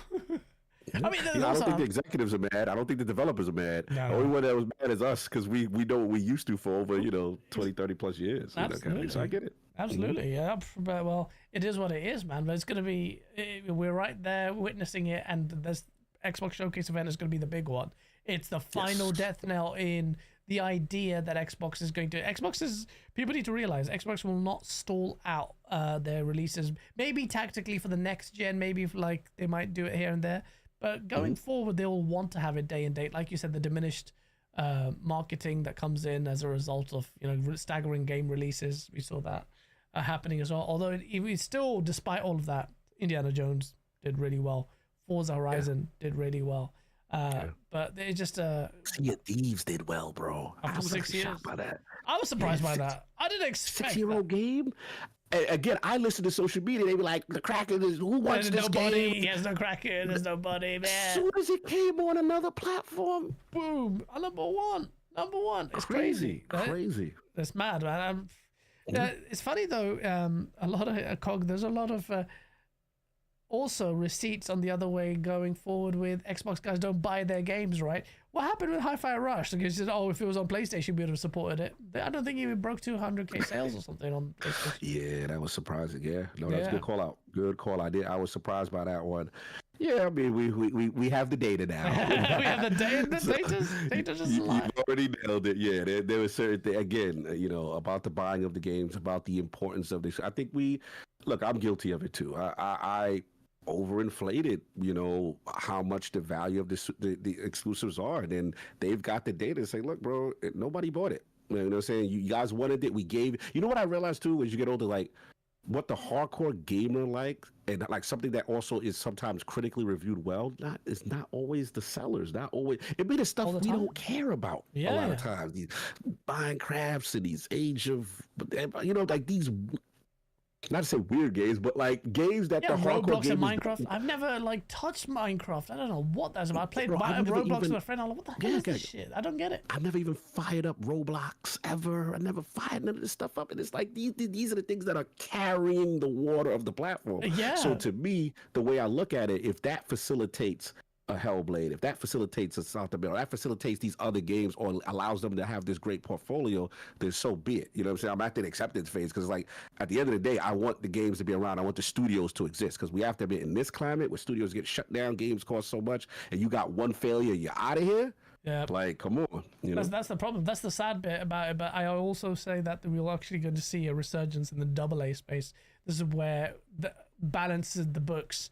And I'm really grateful. I know this is a controversial statement, but I don't care, Cog, about the tiers of developers in the AAA space. I heard Respawn were saying there's been a tough for morale in them because they got thinking got cancelled. Black Panther got cancelled apparently in early stages. Then we've had, and this is Respawn, have had pretty critical successes and they're decently selling games as well. But the AAA space has been bloated for so long. I can't wait for. I see the magic moment of AA's where it's already happening. I'm already seeing people talk about. I've seen the future generators talk about. I'm not saying I hate AAA. I love AAA. That's the bread and butter. That's the source. But it hasn't manifested itself in terms of the ambition and innovation that we always look in the AAA space for. It hasn't. It's stagnated massively this gen. Nailed it, bro. So AA's, man. Yeah. No, you with it. I'm with you. I mean, because. Yeah, you see more of the risk taking, the ingenuity, the chances. Look at that Expedition 33. What is it, a 30-man team or whatever. And look what that's. And also we're seeing the price point value proposition now, right? We're seeing the $50 game, the $40 game. We're coming back down in line because even Sony themselves, remember with the Insomniac leaks, when we found out how much Spider-Man and all that was, and they were like, bro, they said if we continue on this path. This is disruptive. So, yeah, we're seeing the course correction. And I agree.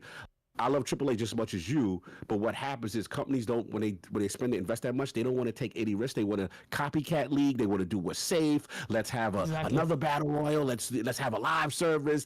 And now all that stuff is blowing up. So now the good thing is that we're seeing the course correction, and hopefully now the indies, the price points get back in line, and the AA is kind of in a good pocket. So that's what I'm hoping for too, because I don't want the industry to crash. Well, the industry might crash, but what that crash means to me is that the AAA space really just removes a lot of players in the space. Now that may not look good immediately to people, like, oh, we're seeing a game industry crash, but what you'll see is the focus being on AA's. And we have the tools today where someone who has never developed a game, like people were learning on the job with Expedition 33 and Power World, and they become knockout successes, that this will galvanize people. Because I think earlier on the show I talked about why it's not a good thing. The negative of gaming being cool is that basically commoditized gaming to the mass market so much that we got game design by committee, where people were chasing, like you said, the easy to develop the low hanging fruit, the battle royales. We saw that could die out a very swift death. Then we saw the gas games, and even like good games like Rumble. What was that dodgeball game? That was really good. Loads of games got cancelled. I forgot the name of it, but there's loads of suite of those, and now apparently extraction shooters are the other thing that Bungie tried to chase, and you know what's happened, like, and and Arc Raiders comes in, and that built by a smaller team and just dominates naturally. So the whole thing is unraveling itself, and I'm really glad to see that. I think we have the tools now with Unreal Engine 5 that you can get a small team to develop incredible games, and I'm very happy that. It was always going to come to this point. But 2 generations ago, we had Cliff Brzezinski saying, budgets are so high, so it's unsustainable. And here we are. We're here now. COVID bubble just made it even worse. And boom, now the bubble's about to burst. And it's a good thing. I think stay positive. I think it'll be really good. I think I had a question for you, Cog. What's up? Chaos Lounge says, do you think the next Xbox will be the last one, or do you foresee more in the future? Look, I gotta be real. I don't know about after that. We gotta see. If we're this aggressive with multi-platform now, Yeah. then let's be real. Even if it is, let's just say theoretically it is the last console next generation. Yeah. We're talking another 6 to 8 year run, maybe potentially minimum, right? Yeah. It's a good run, man. I don't know what I'm gonna be doing. I might be flying cars around that time. I don't know how old I'm gonna be at that point. Give me the hoverboards, man. I mean, you know what I'm saying? The young kids might take over, but look, it's a possibility. I'm not gonna be stupid. I'm not gonna sit there and not read some of the tea leaves that they've been flirting with this direction, right? So after the next one, it is all bets are off. But I have spoken to Peter Moore multiple times, and during the 360 generation, their most dominant generation, he told me they were thinking about getting out of hardware back then. They've always wanted to get out of hardware, so it's not something that would surprise me a generation after. I think so. I think you're spot on there. I think if there's going to be a generation, it's going to be the Xbox One. It's going to be the next gen, and that's it. I think they'll phone it in. Or, like you said, 6 to 8 years. Things are so different. This hybrid thing might even muddy things even more. You got forward compatibility. A lot of people are now talking about GeForce Now, saying, "What the hell? This is crazy." It's amazing. And a lot of people, everyone who uses it says, and I still haven't done it yet, but they're saying it's amazing, bro. Yeah, it's the tech they have is superior. It's ridiculous. Yeah. I can't wait. I need to try that out. Just James with the £2 super chat goes, imagine if Xbox makes a game just PS5 exclusives. They could. If Xbox is so greedy, they would do it, bro. Xbox, I don't have any faith in Xbox not doing that, bro. They'll do it. You talking about a Xbox game that's PS5 exclusive? Bro, damn. I wouldn't even put it past Microsoft. They call it me doom and gloom, but that's doom and gloom. Damn, they don't want to get no money from nobody else. It would be sacrilegious, but if it happened, that would be so hilarious and so bad. So bad. I think Phil Spencer would just hide in a bunker if that happened. And that's even if after he stepped out. Shabs in the £2 super chat. Scalebound went. The hell with Scalebound, man. People still asking for that game. Even though one of those cancellations.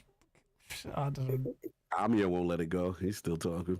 Yeah, because he just rinsed Microsoft Drive with that scam last year, and he said it felt a bit bad that they used that money basically on other projects, and now basically wants to use that Microsoft money again.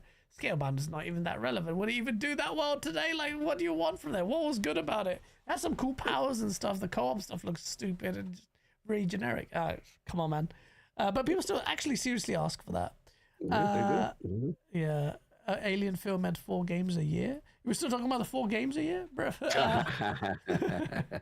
It's only 4, y'all. Nothing else ain't coming. Yeah, exactly, bro.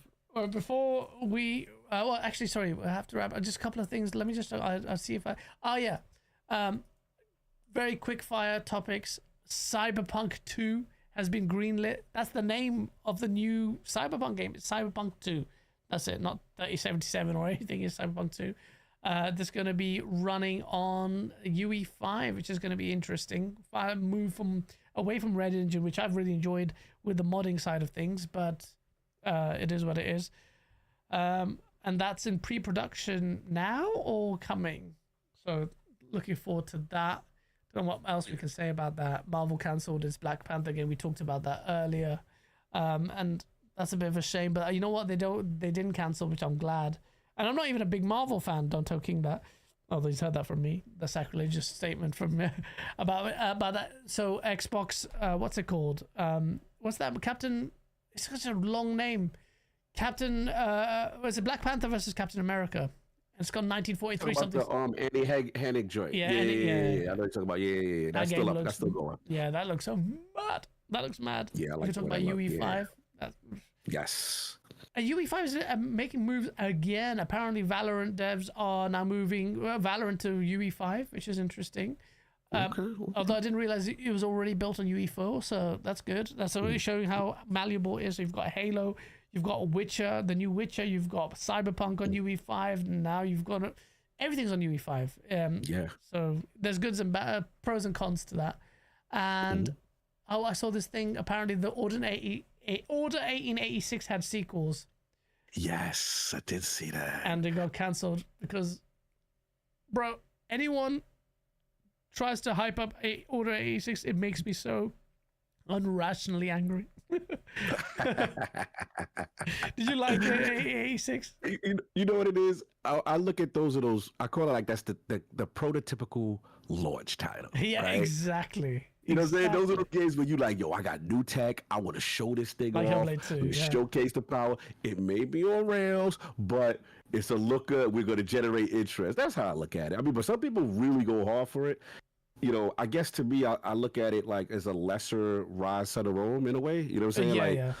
You know what I mean? Because I remember when I saw Rise Son, I was like, yo, what is that? I was the only person hyped during the Xbox One showcase there. I was like, I don't care what nobody said. That game looked crazy. Yeah, so, Rise looked amazing, even at the time. Oh my gosh, that's the greatest 900p game of all time. I don't care what nobody but look, I wasn't the biggest Order fan, but it was a looker. I Amazing, get it, even to this day. Oh hell yeah! It was rocking. So yeah, I'm not surprised also that once the reception, was hit, then they said, yeah, we're good on the sales. We ain't doing no more. Yeah, no, bro, that game pissed me off because I bought that day one. I did the review, gave it a 4 out of 10, and people crying about that review. And I'm like, what's there to like? At least with Hellblade 2, even though I didn't like the gameplay, at least we know what it was like. Hellblade 1 was supposed to be this psychological depression or horror kind of story, and it nailed that. But the only redeeming quality of its gameplay was this combat, which I absolutely adored. Hellblade 2's combat, the animations, the wealth of them. It's just so I've never had something so cinematic. It felt like a PlayStation game on steroids. Like Xbox made this. It was a looker, bro. It was a look. There's nothing that looks better than that. And that combat, the anime, it's a technical marvel. I don't care what nobody's saying for sure. And that's where I say it's more of a tech demo. Order 86 was similar, but there was not one good redeeming quality of the Order 86 gameplay. Damn, you hated it like that? Brother, I still remember that stealth section. I'm like, you had the audacity to produce this? Then I actually fell asleep with the controller in my hand. I think on that win. Bro, and then they had a QTE boss fight that they repeated again. I'm like, bro, what are you doing? The story didn't make sense. I think they had vampires introduced in there and they never actually fully realized it. The story was bollocks. I'm like, the corridor, there was hardly any exploration in there. It was just like, so this was also, I remember at the time that people were comparing it Gears of War. There was the element of it's gonna have co-op and stuff, and it looked like it. And I'm like, oh shit, this could be something serious, and it didn't end up being that. So fair. Shit. So it, and bro, I remember the discourse. Andrew Pacino was the main guy leading that. He was so defensive over it, and he kept retweeting and pushing all the videos like, you don't understand, Order 86 is amazing. He goes, yeah, people don't understand, it's more like a visual novel and stuff. I'm like, bro, you marketed this as a game for about a year and 2 years. Now you're certainly revising history and then talking about this game. I could have sat down there and told them, this is ass. What the hell are you doing? This is shit. You guys are gonna get murked in the reviews. Why are you? I don't get it. But yeah, that's one of those things, one of those sad victims of mediocrity. I don't know why people cry about it, but I think it deserved to get murked. But Guys did not like what 18X. I get annoyed with that stuff, and you defend mediocrity like that. And the same thing I see with Redfall. There's one guy, this Snap Play Blast or something, keeps posting this shit. Or Redfall was badly judged, bro. I just want to get violent on that individual, bro. I'm like, yo, bro, what are you? Let him have his joy, guys. Let that man. You can't tell any people like it was a victim. Redfall was the only victims of Redfall were the people who played the game, man. That game was absolutely atrocious. I will say that was the first time I ever felt. I learned a lot about Redfall. Every time I felt bamboozled from what I played. That's what they call the cost. You know what I learned from that, guys? Any developer interview, what's this running on, and what's the performance on console when it eventually comes out? So, that question saved me, because that was what I learned from the Redfall situation. So the Redfall situation, Cole Eastwood got the bad. He took the brunt of it. He took all the arrows for us. Because he did take a massive. He took all the arrows. He did take all. Shout out to Cole. I saw him in the chat earlier. Was in the chat. He took so much flack. He contributed to, because he was console warring with it on Twitter, and he made that little sizzle reel. So that put a big target on his back. Plus it's Cole. But the thing is, that when I spoke to a lot of people, you yourself included, they showed off the best part of the gameplay, that little vertical slice that was playable, and they played it on PC, and what happened in reality was absolutely atrocious. Bro, this game of shot, they said Cog thought Redfall was running at 60 on the Xbox. Then looked under the table and saw it was 4090 rig. Listen, it's rare for me to get caught out there. I got caught out there, but I did get an amazing, Harvey interview. So I'll take my W. Yeah, no, absolutely, man, that's amazing. Do a messy situation. Yeah, amazing. Fantastical says you hyped up Callisto Protocol last week. That made me mad. Don't even.